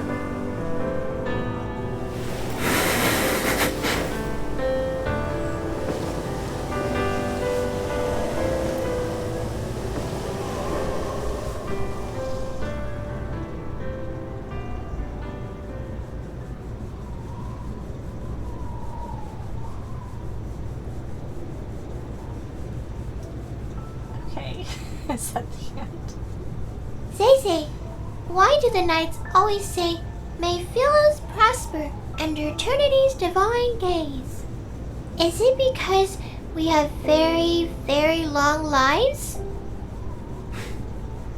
In Philos' oldest historical records, eternity doesn't refer to one's lifespan, but rather the stories of humanity. These tales are told by both the living and the dead. The living gather the embers left by those who have passed away. The footsteps of the dead echo in the dust. Their stories shall be recited by poets and told by travelers around a campfire. When their names are spoken once more, only then will their unfulfilled ambitions, unexpressed love, and unsolved mysteries transform into stories that are passed down for generations. And to endure the test of time can be seen as a divine miracle. Eternity has always been about stories that can immortalize humanity's joys and sorrows. As soon as I let go, the world is released from some kind of constraint. Everything begins to move backwards. My consciousness is plunged once more into that familiar darkness. But a beam of warm light gently lifts my body. The rapidly flowing river of time. I've witnessed many miracles I've never seen before. A tree learns to stand again from the scorched earth. A bird breaks free from the mud and takes flight. All the wilted flowers with faded colors return to the hands of knights rushing to meet their beloved. Tiny life regrows. With a magnificent tapestry of fate, time radiates outwards with countless pathways leading back to the past, until everything slows down once more. At the very last moment, I hear a gentle voice speak. Thank you for choosing him.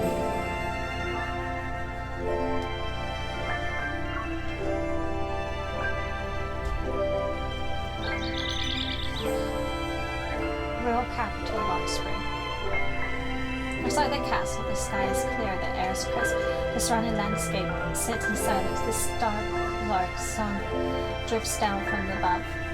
This day is no different from yesterday. Just like countless other days have slipped away in Philos. A small boy kneels amongst the wildflowers. He struggles to lift a sword that's taller than himself. You had a selection of weapons presented before you. Why did you choose the sword? It suits me.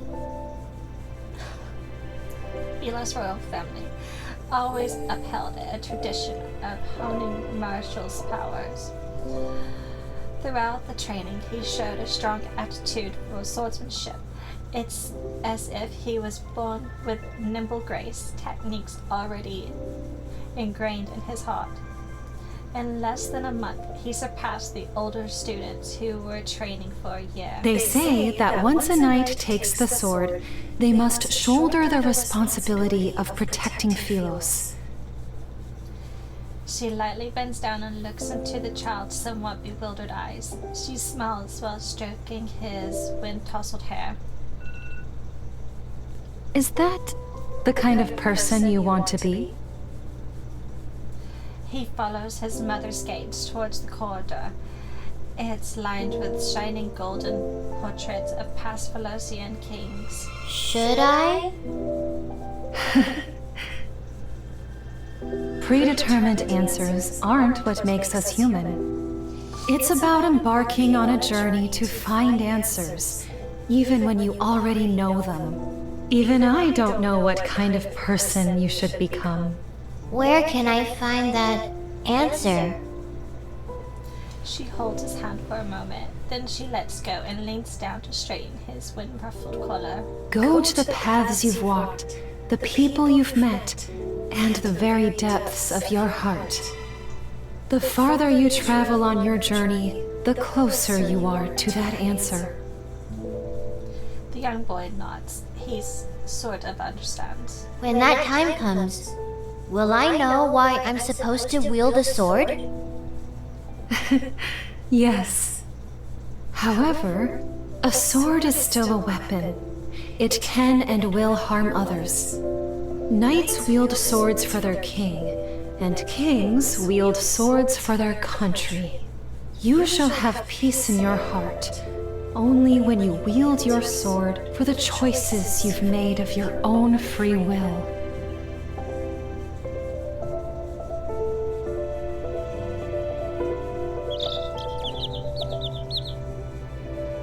Royal Countco, outskirts of A field trip to a nearby star system? Who came up with that excuse? He did. I did. All of us did. I don't sense a hint of remorse from any of you. Face the wall and reflect on your actions. Xavier, come here. Yes, sir. Was Traceback 1 your idea? Yes. The backtrackers and the secret base under the library were also your doing. Yes. I must have committed terrible sins in my past life. How else could I have ended up teaching self-righteous fools like you? Wanderers have gnawed this planet inside out. Why are you pretending you can't see it? It's not your turn yet. Shut your mouth. Stubborn old fool. A kingdom will not capitulate to anyone, not even its crown prince. You will be abandoned by the royal family the moment you turn your back on them. Have you truly thought this through? I know what I need to do. I guess Xavier thinks he's some kind of savior. You're only making these grand statements because you were born with wealth. This has nothing to do with you. You're jealous he's the crown prince while you're nothing but a forgotten hooligan from a branch Oh, I see. Is it because you lost to him today? Matters involving the royal family do not concern you, peasant. You have no right to criticize us. You... All of you are so... Can you put the arguments aside for once? Or am I the only one who actually wants to embark on this voyage? Nearby, their friend looks down with a smile and records the umpteenth recoil among the backtrackers in a knight's handbook. Even when they first settled on this name, they were almost ready to brawl because they thought it wasn't catchy enough. Xavier looks into the distance. His thoughts drift to the space between the leaves, where a small bird is singing high above the branches. He feels as if the river of time that's in this flow has come to a standstill. The chirping birds, the drifting clouds, and the wind gently rustle the treetops, seemingly freeze. He turns around and gazes into the green fields at the foot of the distant mountains. For some unknown reason, he thinks he hears someone calling his name. Yet under the dappled light shifting through the leaves, there's only one fruit that has fallen. That brat hits too hard. Oh, I almost forgot. I won't tell her about the backtracking. Don't worry. What happens between us doesn't involve you. You! This is what I get for trying to be nice. Poor Jeremiah.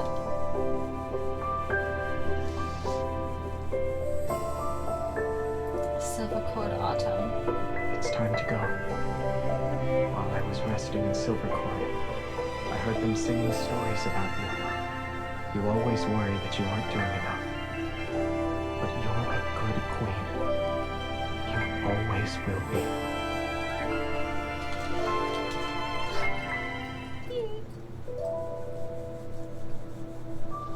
Philos, outer space, east. Traceback 2 is preparing for launch. We'll be traveling to a universe that remains unknown to us. Stars sweep past the window, one by one. During a long voyage, most interstellar travelers choose to enter sleep-in pods. Only one does not. Although there are countless moments of lightning streaking across the stardust, he sits alone in the cockpit. His thoughts are indescribable. When passing a beautiful star cluster, he doesn't look back. When passing a star that's about to be born, he doesn't look back. When passing a floating, faintly glowing dust in the cosmos, he still doesn't look back. The spacecraft finally passes through a long, seemingly endless deep space tunnel that's akin to a river that flows forever. It carries him to an unknown destination.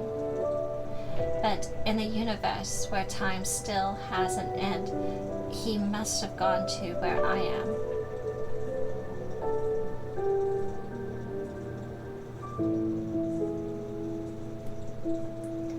All right.